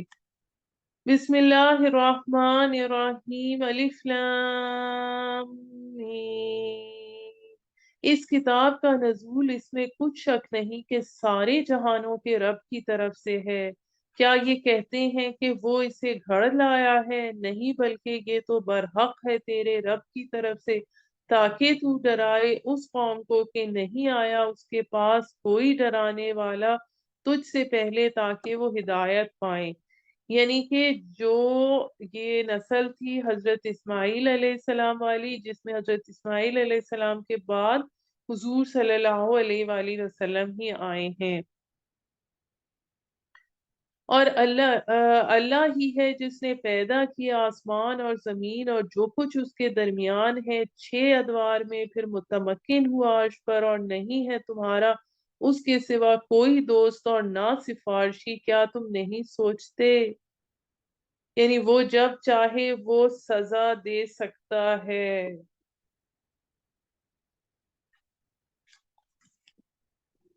وہی تدبیر کرتا ہے ہر کام کی آسمان سے زمین تک، پھر وہ کام پہنچ جاتا ہے اس کے حضور ایک دن میں کہ مقدار جس کی 1000 سال ہے تمہارے اعداد و شمار سے۔ اب یہ جو آیت نمبر 5 ہے، اس کے حوالے سے میں آپ کے بتاتی چلوں کہ اللہ تعالیٰ کا ایک دن ہمارے 1000 سال کے عرصے کے برابر ہے۔ اس منصوبہ بندی کے اندر للیت القدر گویا انسانی کیلنڈر کے حساب سے متعلقہ سال کے بجٹ سیشن کا درجہ رکھتی۔ اس سالانہ بجٹ سیشن میں فیصلے کیے جاتے ہیں کہ متعلقہ سال کے اندر دنیا میں انسانوں کے کون کون سے امور کس طرح نمٹائے جائیں گے، اور انہی فیصلوں کی تعمیل اور تنفیذ کے لیے آسمان سے فرشتوں کا نزول ہوتا ہے۔ پھر یہ فرشتے ان احکام کی تعمیل سے متعلق اپنی اپنی رپورٹیں پیش کرتے ہیں۔ اب یہ جو 1000 سال والی بات ہے، یہ مضمون قرآن مجید میں 2 دفعہ آیا ہے، جیسا کہ سورہ حج کی آیت نمبر 47 میں آتا ہے، وَإِنَّ يَوْمًا عِنْدَ رَبِّكَ كَأَلْفِ سَنَةٍ مِّمَّا تَعُدُّونَ، یقیناً ایک دن آپ کے رب کے نزدیک 1000 برس کی طرح ہے جسے تم گنتی کرتے ہو۔ یعنی یہاں اللہ تعالیٰ کی تدبیر امر کے سلسلے میں ایک اصول بتایا گیا ہے کہ اللہ کے ہاں جو فیصلے ہوتے ہیں ان کی منصوبہ بندی 1000 سال کے عرصے کے مطابق کر دی جاتی ہے۔ آیت نمبر 6، وہی ہے جاننے والا غائب اور حاضر کا، بڑا زبردست نہایت رحم والا ہے، جس نے کیا خوب ہے ہر چیز کو بنایا اور ابتدا کی انسان کی تخلیق کی گارے سے۔ اب اس سے حضرت آدم علیہ السلام کی تخلیق بھی مراد ہے، جس کے مختلف مراحل کا قرآن میں متعدد بار ذکر ہوا ہے، اور ہر انسان کی تخلیق بھی مراد ہے، کیونکہ ہاں انسان کی تخلیق جس مادے سے ہوتی ہے وہ بنیادی طور پہ زمینی اجزاء سے حاصل شدہ غذا سے ہی بنتا ہے۔ یہ چیز ہم سورہ مومنون کی آیت نمبر 12 میں پڑھ چکے ہیں۔ پھر چلائی اس کی نسل جوہر سے ایک حقیر پانی کے، یعنی نطفے سے تناسل کا معاملہ چلا، پھر اس کو درست کیا، پھونکی اس میں اپنی روح، اور بنائے تمہارے کان اور آنکھیں اور دل، پھر بھی بہت کم تم شکر کرتے ہو، اور کہتے ہیں کیا جب ہم کھو جائیں گے ہم زمین میں تو کیا ہم نئے سرے سے پیدا ہوں گے؟ نہیں، بلکہ یہ لوگ ملاقات سے اپنے رب کی انکار کرتے ہیں۔ کہہ دیجئے قبض کر لے گا تمہاری جان موت کا فرشتہ جو مقرر کیا گیا تم پر، پھر تم اپنے رب کی طرف لوٹائے جاؤ گے، اور کاش تم دیکھو جب یہ مجرم نیچے جھکائے ہوں گے اپنے سر اپنے رب کے سامنے۔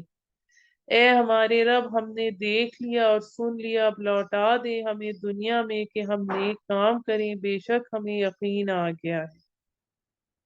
فرمائے گا اگر ہم چاہتے تو دیتے ہر شخص کو اس کی ہدایت، لیکن سچ ہو گئی میری بات کہ ضرور بھر دوں گا میں جہنم کو جنوں اور انسانوں سے اکٹھے۔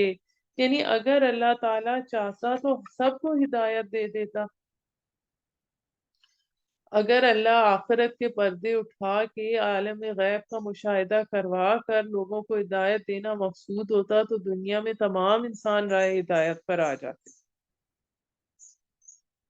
سو مزہ چکھو تم اس کا کہ بھول گئے تھے تم اس دن کی ملاقات کو، بے شک ہم نے بھلا دیا تمہیں آج، اور مزہ چکھو عذاب دائمی کا پاداش میں اپنی کیے کی۔ بس ایمان لاتے ہیں ہماری آیات پر وہی کہ جب یاد دلائی جاتی ہیں تو گر پڑتے ہیں سجدے میں اور پاکی بیان کرتے ہیں حمد کے ساتھ اپنے رب کی، اور وہ تکبر نہیں کرتے۔ سجدہ تلاوت کر لیجیے گا۔ الگ رہتے ہیں ان کے پہلو بستروں سے، یعنی وہ قیام اور سجود کرتے رہتے ہیں، پکارتے ہیں اپنے رب کو خوف اور امید سے، اور اس سے جو ہم نے انہیں دیا خرچ کرتے ہیں۔ سو نہیں معلوم کسی شخص کو جو چھپا رکھی ہے ان کے لیے آنکھوں کی ٹھنڈک بدلے میں اس کے جو وہ کرتے رہے۔ یعنی جس طرح راتوں کی تاریکی میں لوگوں نے چھپ کر بے ریا عبادت کی، اس کے بدلے میں اللہ نے اپنے نیک بندوں کے لیے جنت میں وہ چیز چھپا رکھی ہے جو نہ آنکھوں نے دیکھی، نہ کانوں نے سنی، نہ کسی بشر کے دل میں گزری ہوگی۔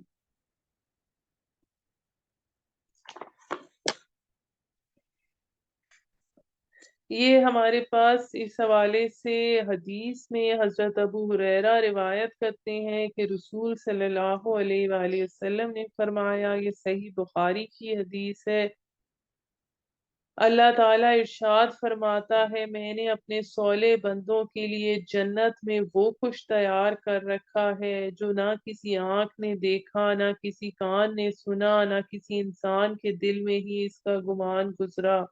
پھر آپ صلی اللہ علیہ وآلہ وسلم نے فرمایا اگر تم چاہو تو یہ آیت پڑھ لو، کوئی جان یہ نہیں جانتی کہ اہل جنت کی آنکھوں کی ٹھنڈک کے لیے کیا کچھ چھپا کر رکھا گیا ہے۔ بھلا جو ہے ایمان والا برابر ہے اس کے جو ہے نافرمان نہیں برابر ہو سکتے وہ، سو وہ لوگ جو ایمان لائے اور انہوں نے عمل کیے نیک تو ان کے لیے باغات ہیں رہنے کو مہمانی کے بسبب اس کے جو وہ کرتے تھے۔ اب اس میں کچھ اس طرح سے سمجھ لیجئے کہ جو قرآن مجید میں جنت کے حوالے سے بتایا گیا ہے وہ جو ہے نزولن کا لفظ آیا ہے، وہ جو مہمانی ہے وہ جیسے کوئی مہمان دروازے پر آیا سواری سے اترا تو اس کو فوری طور پر کچھ پیش کیا گیا، ابتدائی مہمان نوازی کی گئی۔ جبکہ جو باقاعدہ مہمان نوازی ہوتی ہے اس کے لیے ضیافت کا لفظ استعمال ہوتا ہے، جو کہ بعد میں دی جاتی ہے، اس کا باقاعدہ قیام کا بندوبست کر کے اس کے آرام اور طعام کا اہتمام کر کے۔ تو جن باغوں اور نعمتوں کا ذکر قرآن مجید میں عمومی آیا ان کا درجہ دراصل اہل جنت کے لیے نزل یعنی ابتدائی مہمان نوازی کا ہے، جبکہ اصل ضیافت اس کے بعد ہوگی، اس میں جو نعمتیں اور آسائشیں مہیا ہوں گی اس کے متعلق کوئی نہیں جانتا، جیسا کہ اس حدیث سے ثابت ہے۔ اور وہ لوگ جو نافرمان ہوئے تو ان کا ٹھکانہ دوزخ ہے، جو بھی چاہیں گے نکل جانا وہاں سے تو لوٹا دیے جائیں گے اس میں، اور کہا جائے گا ان سے کہ چکھو مزہ جہنم کے عذاب کا جسے تم جھٹلایا کرتے تھے۔ یعنی کبھی کبھی آگ کے شعلے جہنم والوں کو دروازے کی طرف پھینکیں گے، اس سے نکلنے کا خیال آئے گا، پھر فرشتے واپس انہیں دھکیل دیں گے کہ جاتے کہاں، جس چیز کو جھٹلاتے تھے اس کا مزہ چکھو، اور البتہ ہم چکھائیں گے انہیں چھوٹا عذاب پیشتر اس بڑے عذاب کے کہ شاید وہ رجوع کر لیں۔ یعنی دنیا میں بھی تھوڑی سی سزا دیتے ہیں شاید وہ رجوع کر لیں۔ اور کون ہے بڑھ کر ظالم اس سے جسے یاد دلائی جائیں آیتیں اس کے رب کی پھر وہ منہ موڑ لیں ان سے، بے شک ہم مجرموں سے انتقام لیں گے۔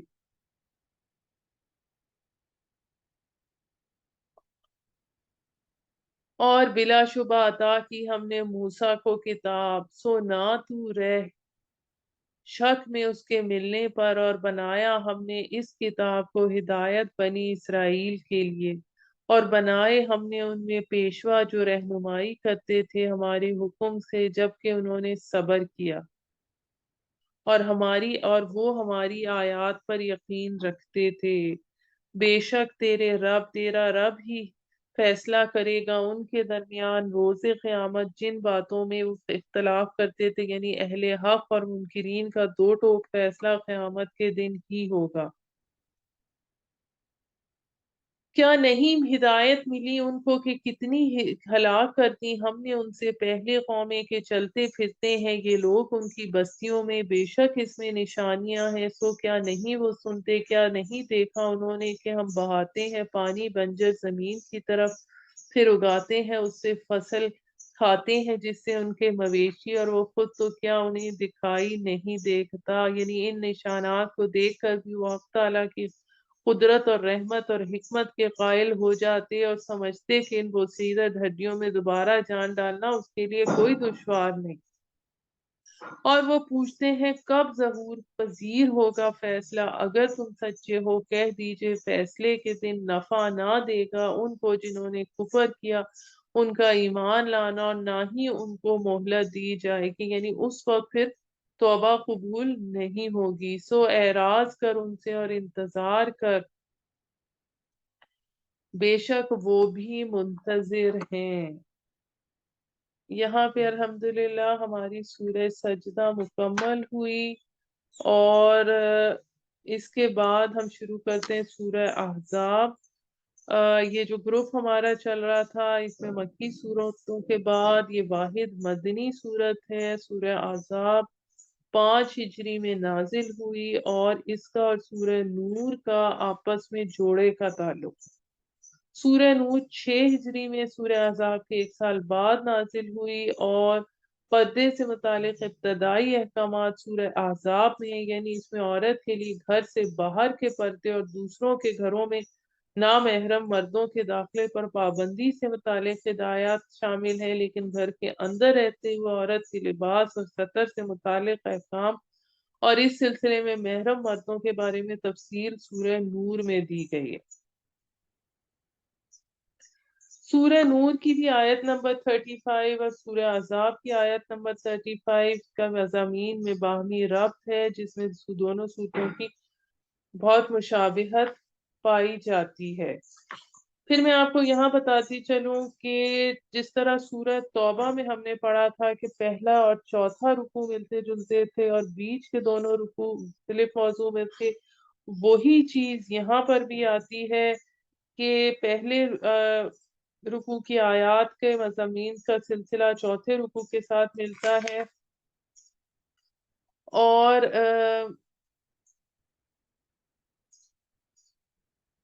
یہ اہم مضمون جس سے اس سورت کا آغاز ہوا ہے وہ حضور صلی اللہ علیہ وآلہ وسلم کے منہ بولے بیٹے حضرت زید بن حارثہ کے معاملے، اور حضور صلی اللہ علیہ وآلہ وسلم کے حضرت زینب بنت جہش کے نکاح سے متعلق ہے، اور لیکن ابتدائی آیات میں اس مضمون کی ہیڈ لائن کے طور پہ صرف منہ بولے بیٹے کی قانونی اور شرعی حیثیت کے بارے میں حکم دے کر اس موضوع کا سلسلہ منقطع کر دیا گیا ہے۔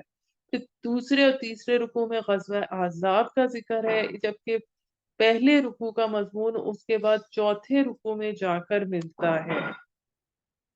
بسم اللہ الرحمن الرحیم۔ اے نبی اللہ سے ڈریے اور نہ اطاعت کیجیے کافروں اور منافقوں کی، بے شک اللہ ہی ہے سب کچھ جاننے والا، بڑی حکمت والا۔ یہاں اطاعت سے مراد ہے کسی کی بات کو وزن دینا، اور پیروی کیجیے اس کی جو وحی کی جائے آپ کی طرف آپ کے رب کی طرف سے، بے شک اللہ ان کاموں سے جو تم کرتے ہو باخبر ہے، اور بھروسہ کیجیے اللہ پر اور کافی ہے اللہ کارساز۔ نہیں رکھے اللہ نے کسی شخص کے 2 دل اس کے سینے میں، اور نہیں بنایا تمہاری بیویوں کو جنہیں تم ماں کہتے ہو تمہاری حقیقی مائیں، نہیں بنایا تمہارے لے پالکوں کو تمہارے بیٹے، یہ سب باتیں ہیں تمہارے منہ کی، اور اللہ تو حق کہتا ہے اور وہی ہدایت دیتا ہے سیدھے راستے کی طرف۔ اب اس میں ہمارے پاس وہ حکم آ رہا ہے کہ جس میں عرب میں جو جاہلیت کا دستور تھا کہ کوئی مرد اپنی بیوی سے ناراض ہو کے کہہ دیتا کہ تم میرے لیے میری ماں کی پشت کی طرح ہو، اس کے بعد وہ اپنی بیوی کو اپنے لیے حرام سمجھتا، اسے زہار کہتے ہیں، جس کی تفصیلی احکام سورہ مجادلہ میں ہم پڑھیں گے۔ تو اس کے بارے میں آ رہا ہے۔ دوسری چیز اس میں یہ بتایا جا رہی ہے کہ منہ بولا بیٹا حقیقی بیٹا نہیں ہو سکتا۔ اور بخاری شریف میں حضور صلی اللہ علیہ وآلہ وسلم کا ایک فرمان روایت کیا گیا ہے کہ جس نے دوسرے شخص کو اپنا باپ بنایا وہ کافر ہو گیا، اور جو شخص خود کو دوسری قوم کا بتلائے وہ اپنا ٹھکانہ جہنم بنا لے۔ اب اس میں یہ آیت نمبر 5 بھی اس حوالے سے بہت اہم ہے، پکارو تم ان کے باپوں کی طرف منسوب کر کے، تم ان کے باپوں کی طرف منسوب کر کے، یہی قرین انصاف ہے اللہ کے نزدیک۔ پھر اگر نہ جانو تم ان کے آبا کو تو وہ تمہارے بھائی ہیں دین میں اور تمہارے رفیق، اور نہیں تم پر کچھ گناہ اس میں کہ چوک جاؤ تم اس کے بارے میں، البتہ گناہ ہے جسے قصدن کریں تمہارے دن، اور اللہ نہیں، اللہ ہے بڑا بخشنے والا نہایت رحم کرنے والا۔ اب کسی لے پالک بچے کے آگے اپنا نام لگا دینا یہ حرام ہے، لیکن اگر کوئی بھول کر یا نادانستہ غلطی سے کہہ دیا کہ فلاں کا بیٹا فلاں ہے، وہ معاف ہے، اس میں کسی چیز کا گناہ نہیں ہے۔ نبی زیادہ مقدم ہے ایمان والوں کے لیے ان کی اپنی جانوں سے، اور نبی کی بیویاں مائیں ہیں ان کی، یعنی امہات المومنین۔ اور قرابت داروں کا حق بھی بعض کا فائق ہے بعض پر اللہ کی کتاب کی روح سے، مومنین اور مہاجرین کی نسبت، یعنی جو اصلی بھائی ہیں، سگے بھائی ہیں۔ البتہ یہ کہ تم اپنے رفیقوں سے کرو نیک سلوک، باقی لوگوں سے تم نیک سلوک کرو، جو تم نے منہ بولے بھائی، جس طرح مہاجرین اور انصار کو بھائی بھائی بنا رکھا تھا، تو اس میں نیک سلوک کرو، یہی ہے کتاب الہی میں لکھا ہوا۔ اور وراثت میں منہ بھولے بھائی منہ بھولے بیٹے کا کوئی حصہ نہیں ہے۔ اور یاد کرو جب لیا تھا ہم نے نبیوں سے ان کا عہد، اور تجھ سے اور نوح علیہ السلام اور ابراہیم اور موسیٰ اور عیسیٰ بن مریم سے، اور لیا تھا ہم نے ان سے پختہ عہد۔ اب یہ جس طرح ایک عہد الست ہوا تھا جس میں تمام روحوں سے عہد لیا گیا تھا، پھر اس طرح نبیوں سے علیحدہ بھی، نبی کی روحوں سے بھی علیحدہ روحانی وجود سے میثاق لیا گیا تھا۔ یہ سورہ آل عمران کی ہم آیت نمبر 81 میں اور 82 میں پڑھ چکے ہیں۔ تاکہ سوال کرے اللہ سچوں سے ان کی سچائی کی بابت، اور تیار کر رکھا ہے کافروں کے لیے دردناک عذاب۔ اب یہاں پر ہمارے پاس یہ اب آگے شروع ہو رہا ہے غزوہ احزاب کے متعلق آیات۔ اے ایمان والو یاد کرو احسان اللہ کا تم پر، جب چڑھ آئیں تم پر فوجیں تو بھیج دی ہم نے تم ان پر آندھی اور ایسی فوجیں بھی جو نہ دکھائی دیں تمہیں، اور اللہ جو کچھ تم کرتے تھے اسے دیکھ رہا تھا۔ یہ آیات غزوہ احزاب کے بارے میں نازل ہوئی ہیں، جس وقت تمام اسلام دشمن قبائل اکٹھے ہو کر حملہ ہوئے، اور اس میں قریش، بنو غطفان، بنو نذیر، خیبر کے یہودی سب شامل تھے۔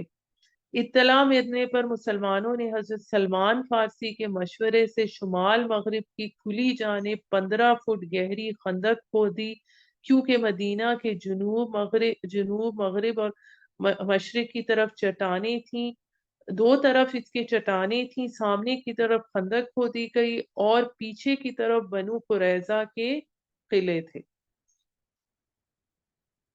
तकरीबन 20 दिन की सख्त मेहनत से ये खंदक दुश्मन की आमद से पहले तैयार हो गई। दुश्मन जो लश्कर का था दुश्मन का, उसकी तादाद 10,000 थी, जबकि मुसलमानों की कुल जमीयत 3,000 थी। यहूदी बनु कुरैजा, जिनका मजबूत किला मदीने की मशरिक़ जानिब था, वो मुसलमानों के मुआहिद थे। अपने यहूदी भाइयों बनु नज़ीर के बहकावे में आकर बदअहदी पर तैयार हो गए। दोनों फौजें तकरीबन 25 दिन आमने सामने रहीं। दूर से तीर अंदाजी होती रही।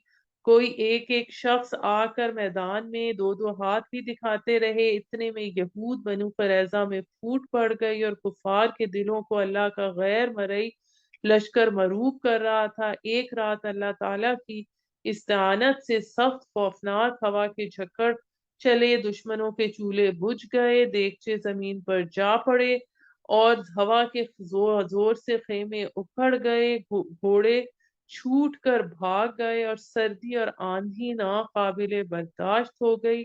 लश्कर परेशान हो गया और अबू सुफियान की सरबराही में ये लश्कर वापस लौट गया।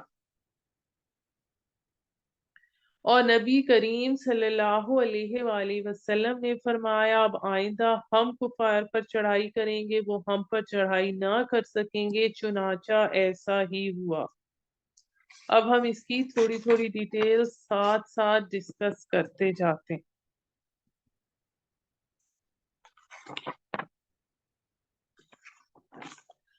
जब चढ़ आए वो तुम पर तुम्हारे ऊपर से और नीचे से, यानी ऊपर से मुराद बनु गुतफान है और नीचे से मुराद कुरैश है। और जब पथरा गई आंखें, यानी खौफ से, और पहुंच गए दिल गले तक, यानी दहशत से, और गुमान करने लगे तुम अल्लाह के बारे में बहुत बुरे गुमानी, उन्हें मुनाफिकों का निफाक जाहिर हो गया। इस मौके पर आजमाए गए ईमान वाले और हिला दिए गए बड़ी सख्ती से। और जब कहने लगे मुनाफिक और वो लोग जिनके दिलों में मर्ज था निफाक का, नहीं वादा किया था हमसे अल्लाह ने और उसके रसूल ने मगर सब फरेब। यानी मुनाफिकों ने जब कहा कि हमने तो अल्लाह और उसके रसूल ने तो हमसे कैसर और कसरा का वादा किया था और यहाँ तो हम खजाए हाजत के लिए भी बाहर नहीं जा सकते। और जब कहने लगी एक जमात उनमें से, ए अहले यसरब, नहीं है ठहरने का मौका तुम्हारे लिए, सो लौट जाओ। और इजाजत मांगने लगा इनका नबी एक फरीक इनका नबी से ये कह कर के बेशक हमारे घर खुले पड़े हैं, कि वहां जहाँ बच्चों और खवातीन को इकट्ठा कर रखा था। हालांकि नहीं थे वो खुले, नहीं था उनका इरादा मगर फरार का महाज जंग से। और अगर चढ़ आता दुश्मन उन पर शहर की अतराफ से, फिर उनसे कहा जाता फसाद बर्पा करो, तो वो राजी हो जाते इस पर, यानी मुर्तद हो जाते और देर ना लगाते इसमें थोड़ी सी, क्योंकि उनके ईमान की जड़ें गहरी नहीं थी जो मुनाफिक थे। और अलबत्ता अहद किया था उन्होंने अल्लाह से इससे पहले कि वो ना फेरेंगे पीठ, और होनी है अल्लाह से किए हुए अहद की पुरसिश। कह दीजिए कुछ फायदा ना देगा तुम्हें तुम फरार, अगर तुम भागोगे मौत से या कत्ल से तो इस सूरत में ना फायदा उठा सकोगे मगर थोड़े दिन। ए पैगंबर, पूछो कौन है जो बचा सकेगा तुम्हें अल्लाह से, अगर वो चाहे तुम्हारे साथ बुराई करना या चाहे तुम पर रहम करना। और ना पाएंगे वो अपने लिए सिवाय अल्लाह के कोई हिमायती और ना कोई मददगार।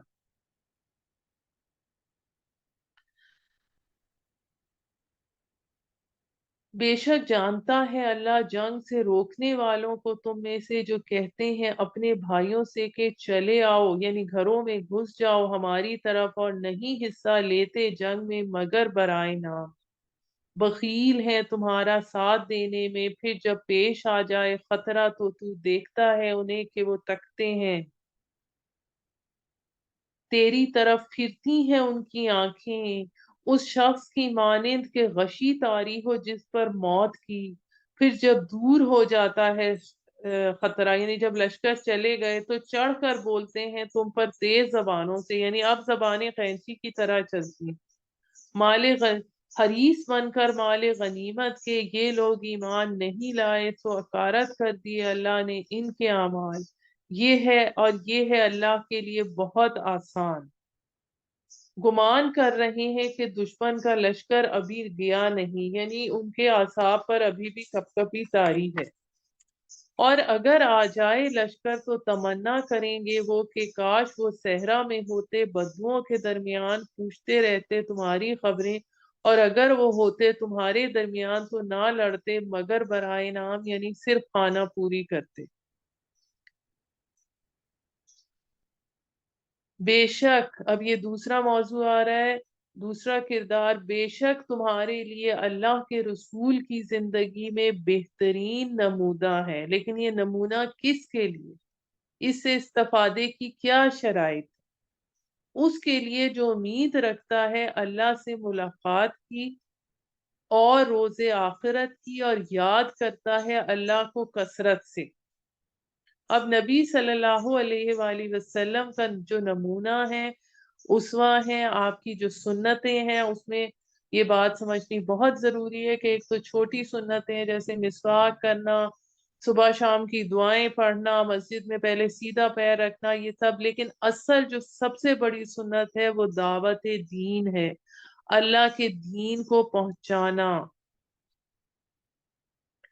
جب دیکھا ایمان والوں نے لشکر دشمن کو تو کہنے لگے یہ وہی ہے جس کا وعدہ کیا تھا ہم سے اللہ اور اس کے رسول نے، اور بالکل سچ کہا اللہ اور اس کے رسول نے، یعنی اللہ نے کہا تھا کہ وہ ہمیں آزمائے گا، اور نہیں بڑھا ان میں مگر ایمانداری اور فرما برداری۔ ایمان والوں میں ایسے لوگ ہیں جنہوں نے سچ کر دکھایا اس عہد کو جو کیا تھا انہوں نے، یعنی جنت حاصل کرنے کے لیے وہ سب کچھ کرنے کو تیار ہیں۔ اور ان میں بعض وہ ہیں جو پورا کر چکے اپنا ذمہ، یعنی وہ شہید ہو گئے، اور ان میں بعض وہ ہیں جو منتظر ہیں، اور نہیں تبدیلی کی رویے میں ذرا بھی تبدیلی، تاکہ بدلہ دے اللہ سچوں کو ان کی سچائی کا، اور عذاب دے منافقوں کو اگر چاہے، یا توبہ قبول کرے ان کی۔ بے شک اللہ ہے بڑا بخشنے والا، نہایت رحم والا۔ اور لوٹا دیا اللہ نے کافروں کو ان کی اپنی جھنجھلاہٹ میں، نہ ہاتھ لگی ان کے بھلائی، یعنی انہیں فتح نہ ہوئی، اور کافی ہو گیا اللہ مومنوں کی طرف سے، کافی ہو گیا اللہ مومنوں کی طرف سے لڑنے کے لیے، اور اللہ ہی بڑی قوت والا زبردست ہے۔ اور اتار دیا ان لوگوں کو جو مددگار بنے تھے ان کے اہل کتاب میں سے اور ان کے قلعوں سے، اور ڈال دیا ان کے دلوں میں روب، ایک گروہ کو تم قتل کرنے لگے اور قیدی بنانے لگے دوسرے گروہ کو۔ اس کے حوالے سے آیت نمبر 26 کی اس طرح سے آتا ہے کہ جنگ احزاب سے فارغ ہوتے ہی اللہ کا حکم یہ ہوا کہ بنو قریظہ کے بد عہد یہودیوں پر حملہ کر دیا جائے۔ اسلامی فوج نے ان کے قلعوں کا محاصرہ کر لیا جو 25 دن تک طاری رہا۔ جو معصور تھے وہ تاب نہ لاتے ہوئے انہوں نے اپنے پرانے حلیف اوس کے سردار حضرت سعد بن معاذ کو ثالث ٹھہرایا، جنہوں نے تورات کے مطابق فیصلہ کیا کہ بنی قریظہ کے سب جوان قتل کر دیے جائیں، اور عورتیں اور لڑکے غلام بنا لیے جائیں، اور ان کے اموال اور جائیداد کے مالک مہاجر ہوں گے۔ اور اس فیصلے پر بعینی ہی عمل ہوا، اور وارث بنا دیا تمہیں اس کی زمین اور ان کے گھروں کا اور ان کے اموال اور اس زمین کا، کہ نہیں رکھے تم نے اس پر قدم، اور ہے اللہ ہر چیز پر قادر۔ اب یہاں پر سے اس کے بعد ہمارے پاس جو اگلا رکوع شروع ہو رہا ہے، تو اس میں ایک اور مختلف موضوع آ رہا ہے۔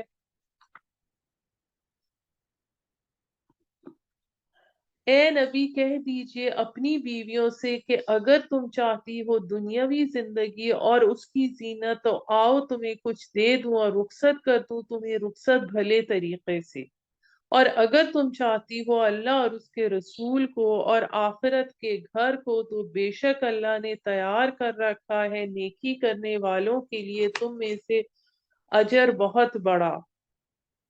اے نبی کی بیویوں، جو کوئی مرتکب ہو تم میں سے کسی کھلی بے حیائی کی، تو بڑھا دیا جائے گا اس کا عذاب دگنا، اور ہے یہ اللہ کے لیے بہت آسان۔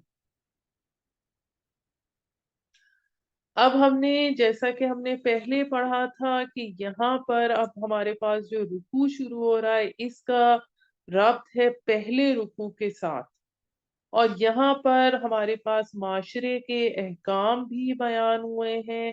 اس آگے آتے جائیں گے معاشرے کے احکام، جس میں باہر نکلتے ہوئے عورتوں کو ایک بڑی سی چادر لپٹنے کا حکم دیا گیا ہے۔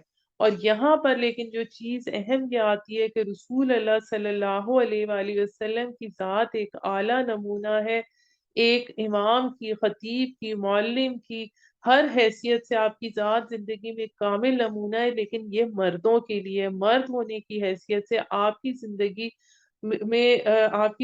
میں عورتوں کے معاملات میں مکمل نمونہ دستیاب نہیں ہو سکتا۔ اس لیے یہ نمونہ خصوصی طور پہ امہات المومنین کے لیے کو بنایا گیا، کہ عورتوں کے لیے اسوہ بنایا گیا۔ تو اس حوالے سے پھر ان کو، ازواج مطہرات کو، چونکہ وہ مثال اور نمونہ ہیں، اس بنا پر انہیں یہ بتایا گیا کہ اگر تم نیکی کرو گی تو دگنا اجر پاؤ گی، اگر تم سے غلطی ہوئی تو اس کی سزا بھی تمہیں دگنی ملے گی، کیونکہ وہ لوگوں کی ان کی زندگیاں دنیا بھر کی مسلمان خواتین کے لیے اسوہ ہیں۔ اس حوالے سے آیت نمبر 28 میں جو واقعات آئے ہیں وہ واقعہ ایلا سے متعلق ہے، کہ جب فتوحات کے باعث مدینہ میں کثرت سے مال غنیمت آنا شروع ہو گیا، تو مسلمانوں کے ہاں خوشحالی آنا شروع ہو گئی، جس کے نتیجے میں ازواج مطہرات کی طرف سے تقاضے آئے کہ اب ان کے نفقات بڑھائے جائیں۔ حضور صلی اللہ علیہ وآلہ وسلم نے اس چیز کو ناپسند فرمایا، اور آپ مسجد کے بالا خانے میں منتقل ہو گئے، اور 1 ماہ تک کسی اہلیہ کے پاس نہ جانے کی قسم کھا لی۔ جو ہی یہ خبر لوگوں تک پہنچی تو مدینہ میں گویا ایک کوہرام مچ گیا، کہ کیا حضرت ابو بکر کی بیٹی عائشہ کو طلاق ہو جائے گی، کیا حضرت عمر رضی اللہ تعالیٰ عنہ کی بیٹی حضرت حفصہ کو طلاق ہو جائے گی۔ شوہر کی طرف سے بیوی سے کسی وجہ سے قطع تعلقی کی قسم کھانے کو ایلا کہتے ہیں، اور یہ چیز ہم سورہ بقرہ کی آیت نمبر 226 میں پڑھ چکے ہیں۔ اب پھر اس میں ہوا یہ کہ اس وقت آپ کے نکاح میں 4 بیویاں تھیں، حضرت زوجہ، حضرت سودا، حضرت عائشہ، حضرت حفصہ اور حضرت ام سلمہ۔ سب سے پہلے آپ نے یہ بات حضرت عائشہ کے سامنے رکھی، اور آپ نے ان سے کہا کہ اپنے والدین کی رائے لے لو، پھر تم فیصلہ کر لو۔ تو پھر انہوں نے عرض کیا کہ اس معاملے میں اپنے والدین سے پوچھوں گی، میں تو اللہ اور اس کے رسول اور دار آخرت کی طلبگار ہوں۔ آپ نے ایک ایک زوجہ کے پاس جا کر یہی بات فرمائی، اور سب نے یہی جواب دیا، اور آپ کی تمام ازواج مطہرات نے اپنی زندگیاں اس حال میں گزار دی کہ کسی کے گھر میں بھی متواتر 2 وقت کا چولہا نہیں چلا۔ اب جو اس پارے کی جو آخری آیت ہے، یعنی کہ آیت نمبر 30 جو ہے، اس کے حوالے سے میں یہ بتاتی چلوں کہ اس معاملے میں اللہ کا قانون بہت واضح ہے، کہ کسی شخص کے اگر اپنے اعمال درست نہیں ہوں گے تو آخرت میں کوئی دوسرا اسے نہیں بچا سکے گا۔ اس حوالے سے حضرت لوط علیہ السلام کی بیوی کا بھی ذکر آ چکا، حضرت نوح علیہ السلام کی بیوی کا بھی ذکر آ چکا، اور آپ صلی اللہ علیہ وآلہ وسلم نے اپنی پیاری بیٹی حضرت فاطمہ الزہرا کو مخاطب کر کے فرمایا، اے محمد کی بیٹی فاطمہ، اپنے آپ کو آگ سے بچاؤ، اس لیے کہ میں تم لوگوں کو اللہ کی گرفت سے بچانے کا کچھ اختیار نہیں رکھتا۔ یہ صحیح مسلم کی حدیث ہے۔ تو یہ جو آخری آیت ہے، اس میں یہ بات وضاحت کرنا ضروری ہے کہ نبی اکرم صلی اللہ علیہ وآلہ وسلم کی ازواج مطہرات سے کسی بے حیائی کا کوئی اندیشہ نہیں تھا، ان کو مقصود یہ تھا، ان کو یہ احساس دلانا تھا کہ اسلامی معاشرے میں ان کا مقام جس قدر بلند ہے، اسی حوالے سے اس کی ذمہ داریاں بھی سخت ہیں، اس لیے ان کا اخلاقی رویہ بھی انتہائی پاکیزہ ہونا چاہیے۔ سبحان ربک رب العزت عما یصفون والسلام علی المرسلین والحمد للہ رب العالمین۔